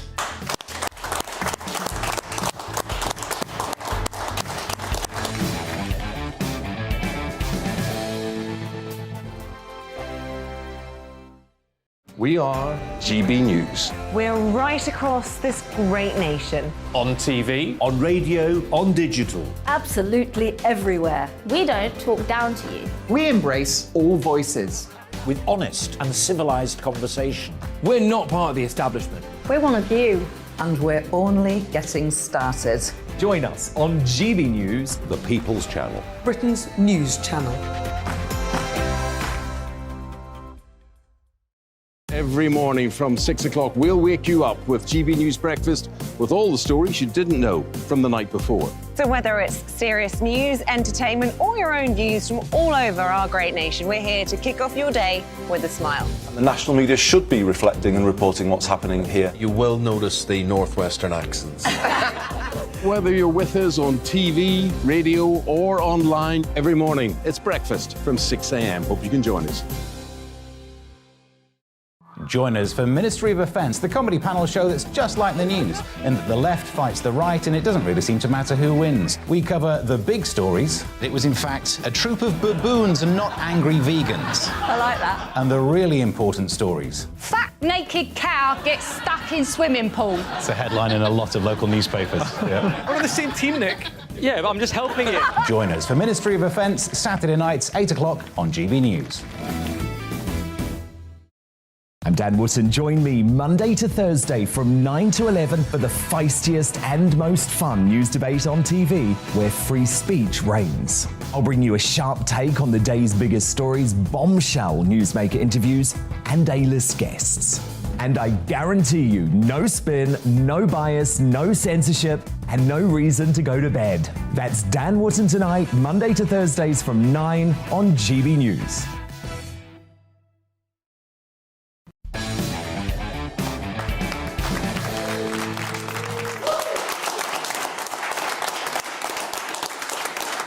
Welcome back to Free Speech Nation. I want to talk about those by-elections which shook the Tories on Thursday. They lost Wakefield to Labour, while there was a huge swing in Tiverton and Honiton, which went to the Lib Dems. Cue celebrations for the victors, while PM Boris Johnson says he is going nowhere. Joining me now to reflect on these results is the Deputy Editor of Spiked, Fraser Myers. So, Fraser, this is pretty disastrous for Boris Johnson, but he's taking no flack for it, is he? No, he's refusing to, accept that he has done anything wrong. But really, really, obviously, he's played a big role in this. Everyone expected them to do very badly. Yeah. Partygate is still fresh in voters' minds. Then, of course, there's the sort of bigger issues like the cost of living crisis. Yeah. And even just the fact that, people know that 4 in 10 Tory MPs have no confidence in Boris Johnson. Yeah, that's not good, is it? It's not a good look, even if he, clings on. But is there something about him? I was talking to a psychotherapist the other night about this, and he said that Boris Johnson is not the sort of person who can admit to defeat. It's not in his nature to stand down, even if it's for the good of the party. I mean, sometimes that's a good thing. You can see the way that he has, in the past, sort of almost bulldozed all opposition to push things through. I mean, if you think about the way that he got Brexit done, as he would put it, that involved, you know, having like some quite severe battles with the Supreme Court. Being a bit tenacious. You know, being tenacious, calling an election that, you know, I remember at the time of the 2019 election, it was very weird. People were saying, oh, Boris is going to lose his own seat. And obviously he, you know, ended up having the public on his side in the Brexit wars. And it's interesting, you know, Boris is someone who... he is a bit rubbish, let's face it. But it's almost like his good qualities that are the most hated, especially among, you know, the media, among Labour and the Lib Dems and that kind of thing. It is Brexit that they hate, or it's his actually quite mild comments around the culture wars that sends them into a complete frenzy. You know, I don't think Boris has intervened that much in the culture wars, other than saying a few things about very little. You know, women's sport should be protected and women's spaces should be protected. Yes, completely uncontroversial things, but these are taken as a sign that he's this kind of right-wing, you know, evil authoritarian monster. Even his kind of battles with, you know, the ECHR, or his kind of moves to create a British Bill of Rights and things like that. Those things could be seen as quite positive, limiting the power of the judiciary. But he's absolutely despised for those things among the kind of liberal commentariat. They see these things as almost a threat to civilization, when the truth is he's just a bit crap. OK, so don't mince your words, Fraser. What about... OK, but what about Labour and Lib Dems? I mean, you know, it was a huge swing to Lib Dems, and what you saw in that constituency is that Labour voters were willing to vote Lib Dem. So there was a massive drop in Labour vote as well, because they were voting tactically. Yeah, in both constituencies, people were voting tactically, essentially. You know, in both the Lib Dems lost their deposit in Wakefield, and Labour lost their deposit in Tiverton and Honiton, despite the fact that they came second in the general election. So clearly, you know, there's talk of the parties secretly having a kind of non-aggression pact and not campaigning in each other's target seats, which will be interesting to see how that comes out. But I think what it speaks to is that the Lib Dems and Labour are not having a real kind of surge of their own kind of accord. It's not because people are suddenly interested in what Keir Starmer has to say. The man has never said anything interesting in his life. It's because the current Tory government is so exhausted. So there's a kind of just anti-Tory vote, you could say. This isn't a pro-Labour, pro-Lib Dem. This is reminiscent of the 1990 by-election at Eastbourne, where you know, the Lib Dems won. And this precipitates the push against Thatcher. It's because people were annoyed with the leader. And so this is almost, again, a protest vote about Boris, really. It's about Boris, it's about the government not delivering, the government not making the most of Brexit, I would say. The levelling up agenda has stalled as well. So if you look at somewhere like Wakefield, actually, things have got worse. So relative to London, wages are falling. There's higher crime than there was, you know, when Boris came in. And even... something which the government has direct control over, there's even less public spending than relative to London than there should be. So, you know, so you can see why a lot of people who would be voting Tory or who supported Boris in 2019 are feeling demoralised. They're not going out to vote. Most of them are not switching parties. That's the other key thing. So in Wakefield, the swing against the Tories was twice as big as the number of people switching to Labour. So it's not that... you know, Keir Starmer is winning back these red wall voters that Labour lost in 2019. It's just that a lot of people are staying at home. So with the red wall, is it possible now? I mean, a lot of people, when I read about this in the press, they're talking about how effectively the red wall has gone back to Labour already. I mean, they're being a bit precipitous. I think that's really premature. I mean, let's not forget that this is only the first by-election that Labour have won against the Tories in 10 years. And it's the first red wall seat to fall back to Labour. And, you know, only a year ago, the Tories were expanding their reach into the red wall. You know, they won the Hartlepool by-election. You know, the government winning a by-election against Labour. I mean, that was... But the government... I mean, when Boris won with this overwhelming 80-seat majority, and he was saying, you know, we recognise that you have lent us your vote, and he was very clear that he had to repay those people who had done so, and he just hasn't done it. I mean, is it too little too late now? Yeah, I think that's probably right. I guess what the shame is that the alternative is just not that exciting. Right. You know, so let's talk about that a minute. So Keir Starmer, yeah, he's not really energising the Red Wall voters at all, the industrial heartlands, in any way. I mean, how could he? He's this Hampstead figure who was the man, the architect behind the second referendum idea, which they all hated. Exactly, and there are even some polls that amazingly suggest that Boris Johnson is the preferred candidate for Prime Minister among a lot of voters, despite all of the kind of scandals that surrounded him. So, yeah, so Keir Starmer is not doing a very good job, but the government is so exhausted that people are voting Labour. And what's a shame is that we do need lots more alternatives to the current government, or we need the government to buck up its ideas, because Britain is facing some really serious challenges, economic challenges. The culture wars are a serious challenge that someone needs to get to grips with. Yeah. And that's not going to be resolved if the only thing on the political agenda is getting rid of Boris. And what about the Lib Dems? I mean, they're absolutely jubilant. They think this is their comeback. I mean, they have won now 3 major by-elections. The swing was huge, and is it possible that people have forgiven them for the coalition with the Tories in 2010, that they have forgiven them for their terrible anti-Brexit campaign? I think it is possible that, they sort of detoxified their brand, so to speak. I mean, this was a Brexit voting seat in Tiverton and Hamilton, so they've become, the kind of natural party of protest once again. But, that really... seems to be their role, though. That seems... Exactly. That was their role, 10, 15 years ago. Exactly. And that seems to be their role now. No one's expecting them to, form the next government. Maybe they will as part of a kind of Labour Well, that would be coalition. interesting. If we have a coalition situation, maybe that's what people are hoping for. It's entirely possible that the Tories could be the biggest party at the next election, lose their majority, but Labour will form the government with the help of the SNP, with the help of the Tories. Do you think that pact is already in the bag? I think it's probably already real. It's probably that's already speculation. Yeah. I mean, people are saying there's proof of it, but OK, well, Fraser Myers, thanks very much for joining me tonight. Thank you. Thanks for having me.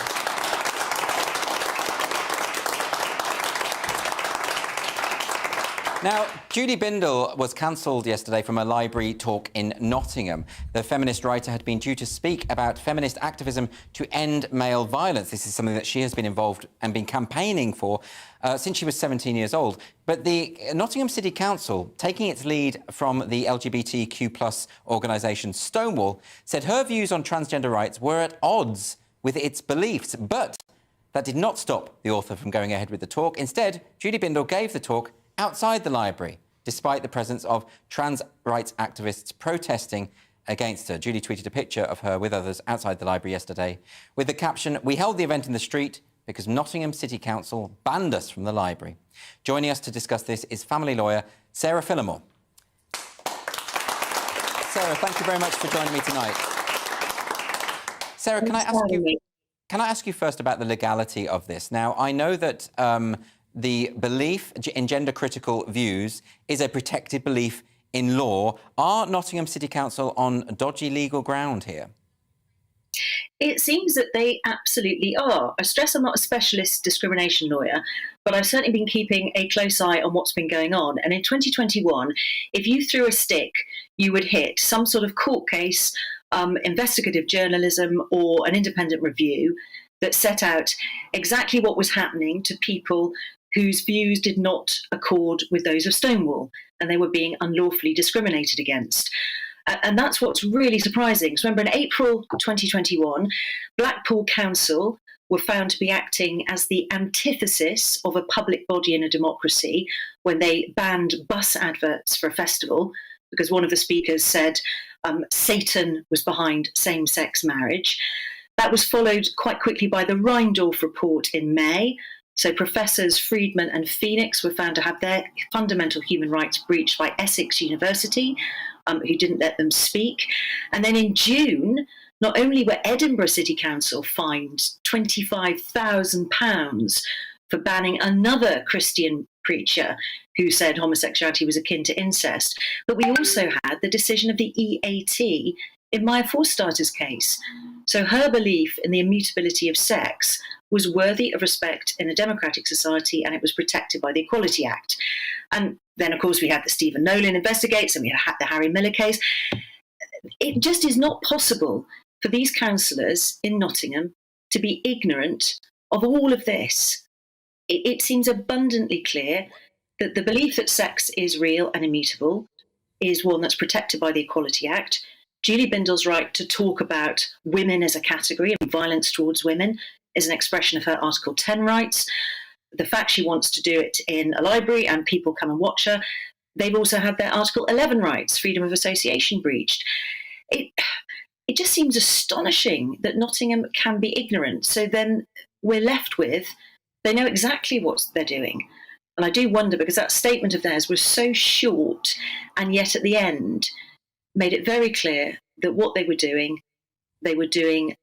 because of their fealty to Stonewall. Well, it's also it's also potentially libelous, isn't it? I mean, they're implying that Julie Bindel has some kind of hate for trans people, is a transphobe, which isn't true. Well, first of all, we're not sure quite what they mean, because it does seem that they got the wrong Julie, didn't it? And they thought that Julie Burchill was turning up. And I'm sure Julie Burchill will be the first to admit that she's gone into some hot water with very antagonistic comments. She's been in trouble with the law. Julie Bindel, as far as I know, never has been. As you say, she's been campaigning for women's rights. She's been worried about violence and prostitution all her campaigning life. I'm not aware of anything that she said is hateful. So they will have to justify that. If they've got any hope at all of dodging a legal action, they will have to show that what they did was lawful. And although I stress I'm not a specialist discrimination lawyer, I can't see how they are going to do that.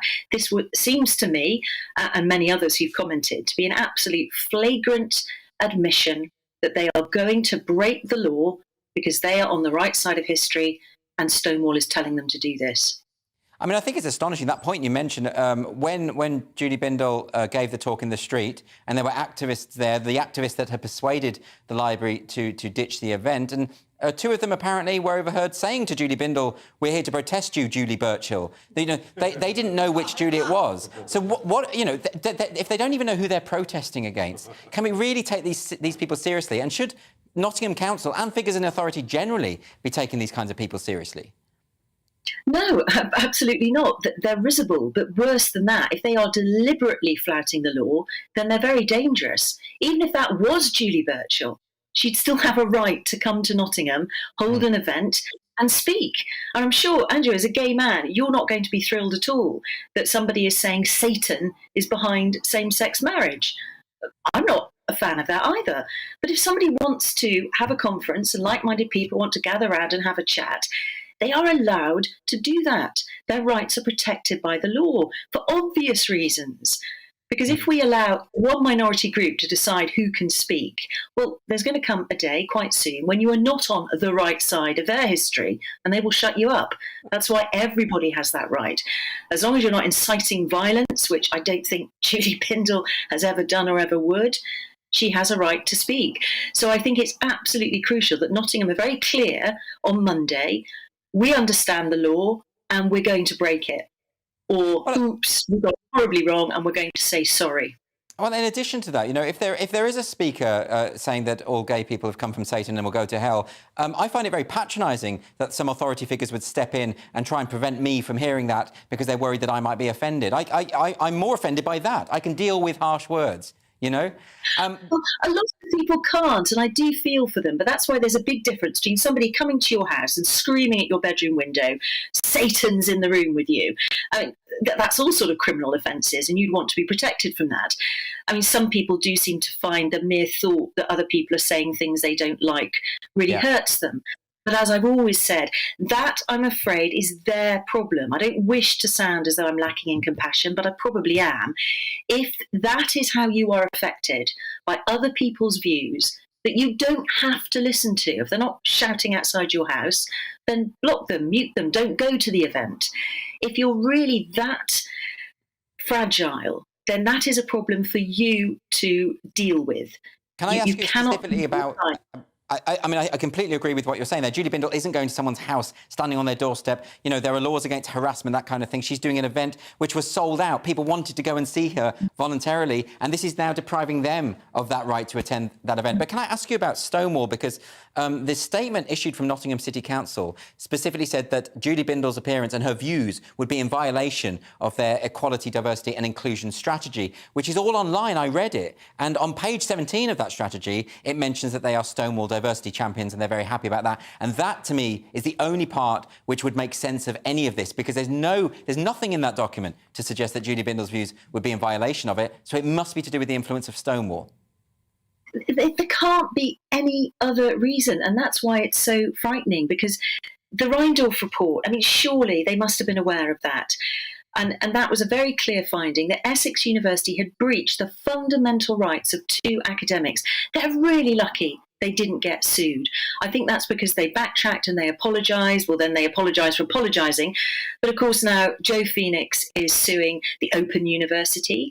It's organisation after organisation being led into reputational and financial ruin by this protection lobby of a campaigning group, which has managed to worm its way into almost every single state institution. And so my faith in lawfare does begin to waver. I think I commented on Twitter today.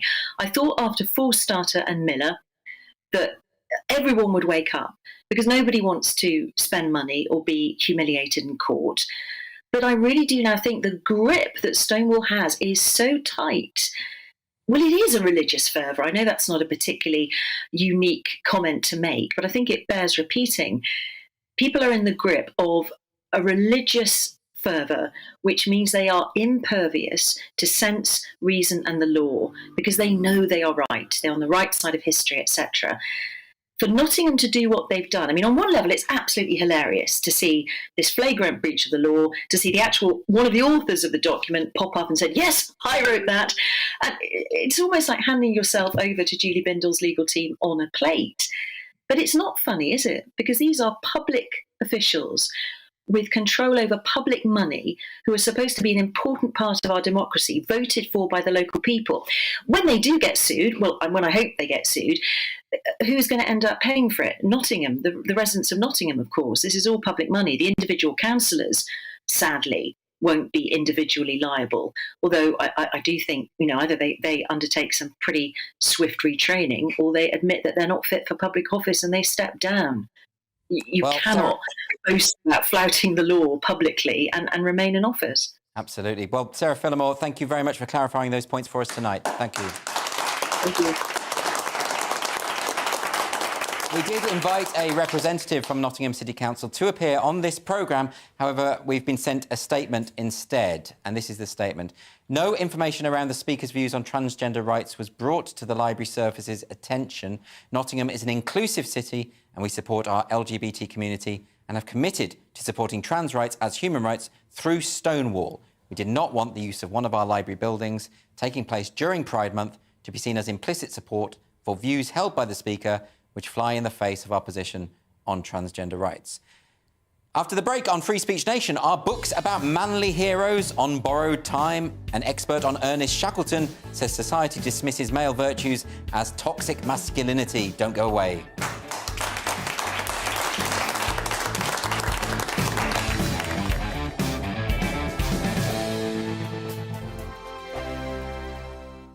We are GB News. We're right across this great nation. On TV, on radio, on digital. Absolutely everywhere. We don't talk down to you. We embrace all voices. With honest and civilised conversation. We're not part of the establishment. We're one of you. And we're only getting started. Join us on GB News, The People's Channel. Britain's news channel. Every morning from 6 o'clock, we'll wake you up with GB News Breakfast with all the stories you didn't know from the night before. So whether it's serious news, entertainment, or your own views from all over our great nation, we're here to kick off your day with a smile. The national media should be reflecting and reporting what's happening here. You will notice the northwestern accents. Whether you're with us on TV, radio, or online, every morning, it's breakfast from 6 a.m. Hope you can join us.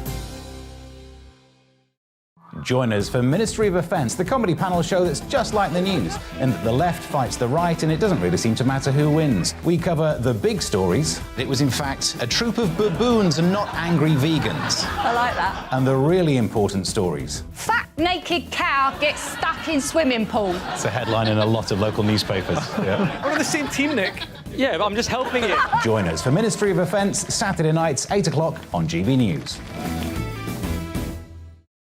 I'm Dan Wootton. Join me Monday to Thursday from 9 to 11 for the feistiest and most fun news debate on TV, where free speech reigns. I'll bring you a sharp take on the day's biggest stories, bombshell newsmaker interviews, and A-list guests.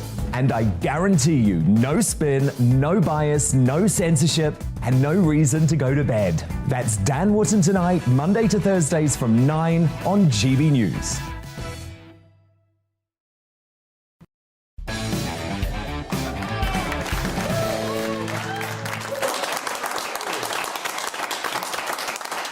Welcome back to Free Speech Nation. Here's a question. Are books with manly heroes on borrowed time? A leading expert on Antarctic explorer Ernest Shackleton says traditionally masculine attributes are falling out of fashion amid a drift towards a more gender-neutral society. So I am delighted to say that same expert and polar historian, Joanna Grochowicz, is here to tell us more. Joanna, everyone. Lovely to see you.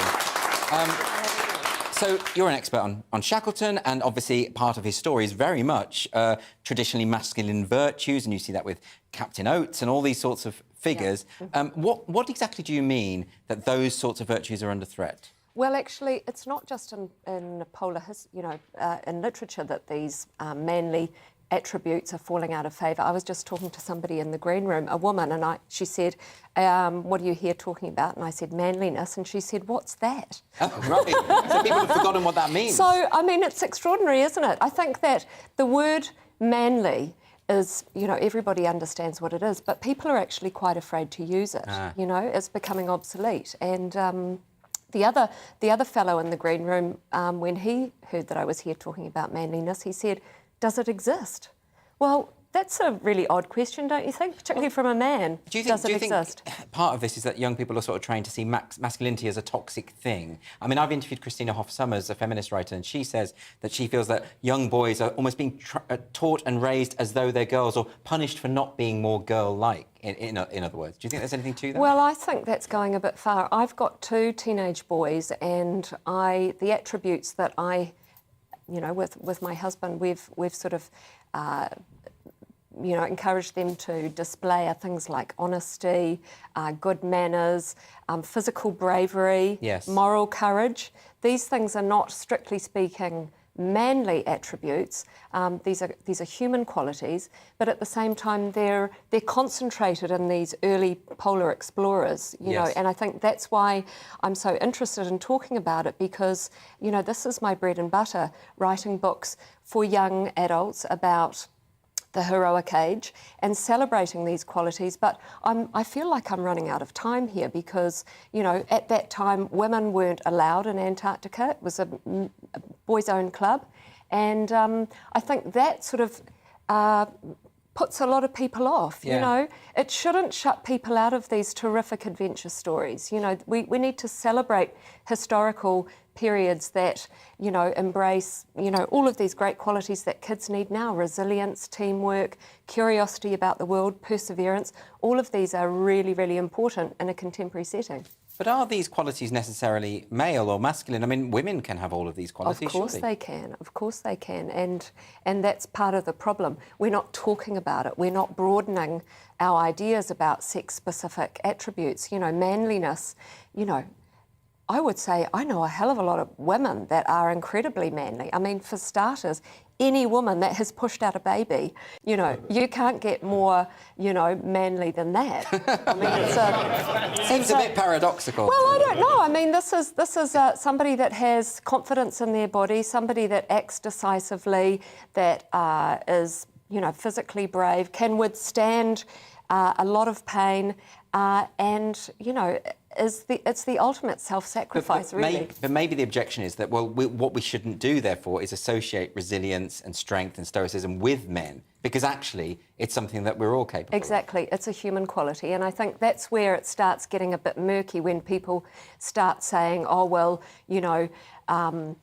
manliness, we can't talk about that because, it doesn't include women, or we can't talk about somebody being ladylike. Mm-hmm. When I don't see that as an offensive term if it's applied to somebody. I walk into a shop the other day with my husband, and someone said, there you go, lovely. to my husband, and I thought, how gorgeous, how incredibly quaint.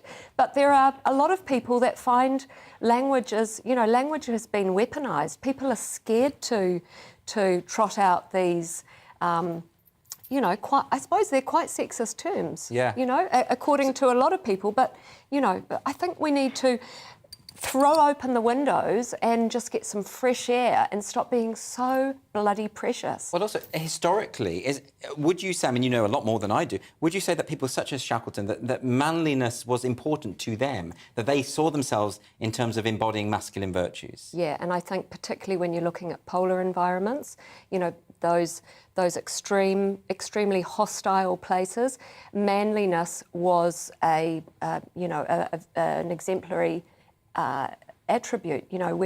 When Shackleton looked at recruiting for his expedition, he was looking at a broad range of skills, not only physical bravery, but also the ability to work together as a team. For example, he loved asking the recruits, could they sing? Because singing was a way of bringing everybody together. So that's quite manly too, being able to have a sing-along and rub along with the other guys, agreeableness, And is it your fear that because in today's climate people associate these virtues with masculinity and therefore see it as potentially toxic, that actually this will put people off studying these figures that you're so keen on? Yeah, I think it is. And the fact that they're white men conquering new lands, this is also problematic as well. Yes. And that's not to say that, all sorts of dreadful things have been done in the name of king and country. Colonialism is a really tricky period to navigate, particularly in countries like mine, New Zealand, where there's an Indigenous population and all sorts of dreadful things were done in the name of colonialism. But in Antarctica, it's sort of like a blank canvas, and I think what's really interesting is that it reduces people to their essence.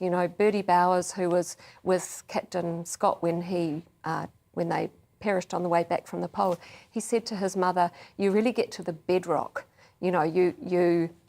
One's character is sort of displayed for everybody to see, and you can either find, qualities to admire in your companions or ones to despise. So it really does, separate those individuals and really, basically reduce people down to their essence. And because it was only men that were operating in that particular field of exploration at that time, you do get this idea of manliness. And, unfortunately, part of that, particularly with Captain Scott, you've got this idea of dying well. Now, nobody wants to, elevate that to something to aspire to. Certainly not me. With my two sons, I don't want them to aspire to dying well. But I do want them to be brave. I do want them to look after their mates, and I do want them to look after vulnerable people. One thing that manliness and manhood, gets sort of mixed up in this bowl with aggression and violence, and that's just I don't believe it has anything to do with manliness. Those are quite toxic, very toxic qualities. But unfortunately for a lot of people, you start talking about manliness and they think, violence and aggression. Of course. Well, absolutely fascinating. So, Joanna, thank you so much for joining me today. Really appreciate it. Now, every week we dedicate this part of the show to the world of social media. And we're going to start now with this clip. Let's hope no one ever dreams of cancelling President Joe Biden because he's providing us with far too much material. Take a look at this. America is a nation that can be defined in a single word. I was going to put him... America is a nation that can be defined in a single word. I was going to put him... Yeah, I'm not quite sure what that word was, but I feel bad about this sort of thing because, a lot of people are saying, is he suffering from cognitive decline? But the point is that the administration is saying no, definitely not, and he is the president, and No. Everyone, He was saying a word. I don't know why. It's LGBTQIA. blah, blah, blah, blah, blah. That was what he was saying. I see. I understand. He's got his marbles. It's all do you think? I mean, you know, you're speaking on behalf of America here, Lewis. Do you think he's all there, President Biden? I think he, typically in American fashion, he's the most amazing incompetent. Well, that's a distinction of sorts, I suppose. Let's stay in America now, and the criminals of Columbus, Ohio, have been served notice by the arrival of a new approach to law enforcement. Hi, I'm Officer Lutz with the Columbus Division of Police. I'm your LGBTQIA+ liaison officer. And we're unveiling right now our Pride Cruiser for the month of June.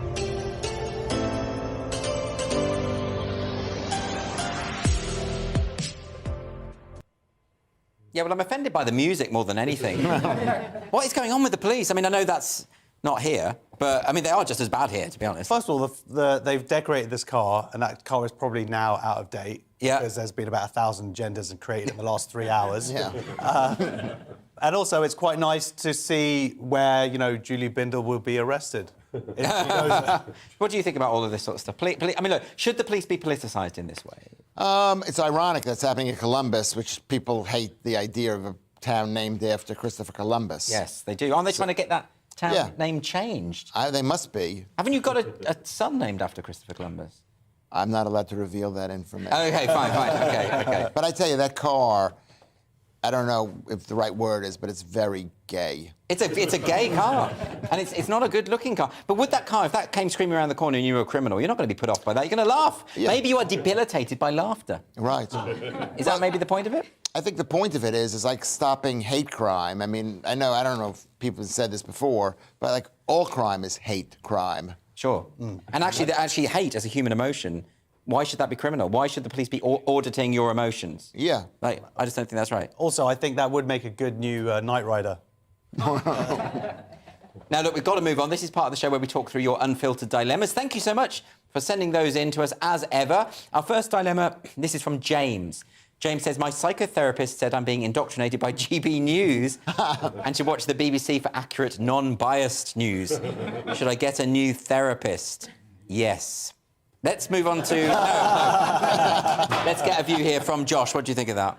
Yeah, well, his therapist sounds the person who's biased. Yeah. You have to watch out with your therapist. My wife's a therapist. You've got to... Is that right? Yeah. And is she constantly trying to psychoanalyse you? Oh, it's a nightmare. It's like... You can't say anything. You ask for the salt in an aggressive manner. Because it means she will assess the things you don't say as much as the things you do. Yeah. I mean, I couldn't live with that.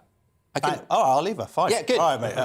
Well, we haven't solved your dilemma, but we've solved his. Well, I think you brought on the problem yourself by calling the BBC non-biased yourself in an earlier segment. You said that they were impartial, and I think impartiality is you're saying that they weren't being political, they were being impartial, but impartial is a political position. You know what? This goes back to something you were saying yesterday. We were talking about trans issues and like, oh, we had another trans story. It's because, you said, well, it's because no other channels are covering this stuff. None of them are. Yeah, but no one should be... So if BBC wants to put on more trans stories and actually cover some of the stuff that GBNews is covering and they're not, then... They should do it. Then do it. Absolutely right. We've got time for just a quick dilemma. This is from Amal, and he's saying... What's he saying? He says... Have we got the message? Dear Andrew, I find Lewis very attractive. Do I need help? You know what? I've got a therapist's number for you. No, you don't need help. He's a very, very dashing, handsome character. That's why I bring him back, because he's televisual. Yeah. Because he brights the place up. That's what it's about. It's all about looks for Lewis Schaefer. Yeah, that is actually the second time we've had an email of that Is kind. that true? I think you're getting a fan base from these women. Well, you know what? The question is, do I need help? Personally, I think he knows how to set up a fake email account. But you think that's what it is? You know, we just keep getting these messages. How beautiful Josh, not Josh, Lewis. Yeah. Is because that's why you are the window dressing. That's why you're here. Yeah. You're decorative. That's the only point. We're obviously not interested. You know what the bad thing is I actually kind of believe it. Yeah, that's not bad, Lewis. You should believe it. We've got to go now, but thank you for joining us for Free Speech Nation. This was the week when Nottingham City Council turned its back on feminism, the Tories lost 2 major by-elections, and Speaker's Corner has its 150th birthday. Make sure you check that out tomorrow from 11 a.m. Thank you to my panel, Josh Howie and Lewis Schaefer, and to all of my guests. If you want to hear my podcast, go to Free Speech Nation, the podcast. That's my full interview with Colin Wright. And if you want to join us live in the studio and be part of our wonderful audience, you you can do that, please go to www.sroaudiences.com. Stay tuned for the brilliant Mark Dolan tonight. That is next. And do not forget that Headliners is on every night at 11 p.m. I'm going to be hosting that tonight at 11, and we'll take you through tomorrow's newspapers. See you then. Looking ahead to tomorrow's weather, and the UK is looking fine in the east and the southeast of England, whilst a front is bringing showery rain elsewhere. Let's take a look at the detail. Starting off in the southwest of England, and that weather front means it's going to be a very wet start for some, though by 7 o'clock the rain should have cleared in western parts. In the southeast, it'll be fine with plenty of summer sunshine throughout the morning. Maximum temperatures won't be quite as high, though, as they were today. A wet start across much of Wales due to that weather front coming in and bringing outbreaks of rain, sometimes very heavy, although that will push eastwards. Also a wet picture across the northwest of England tomorrow morning. The rain clearing by the afternoon, though, and it will be less windy than today, with temperatures reaching highs of around 17 degrees Celsius. Whilst northeastern parts should have a mostly fine start to the day, that weather front arriving by about mid-morning, bringing outbreaks of showery rain for many,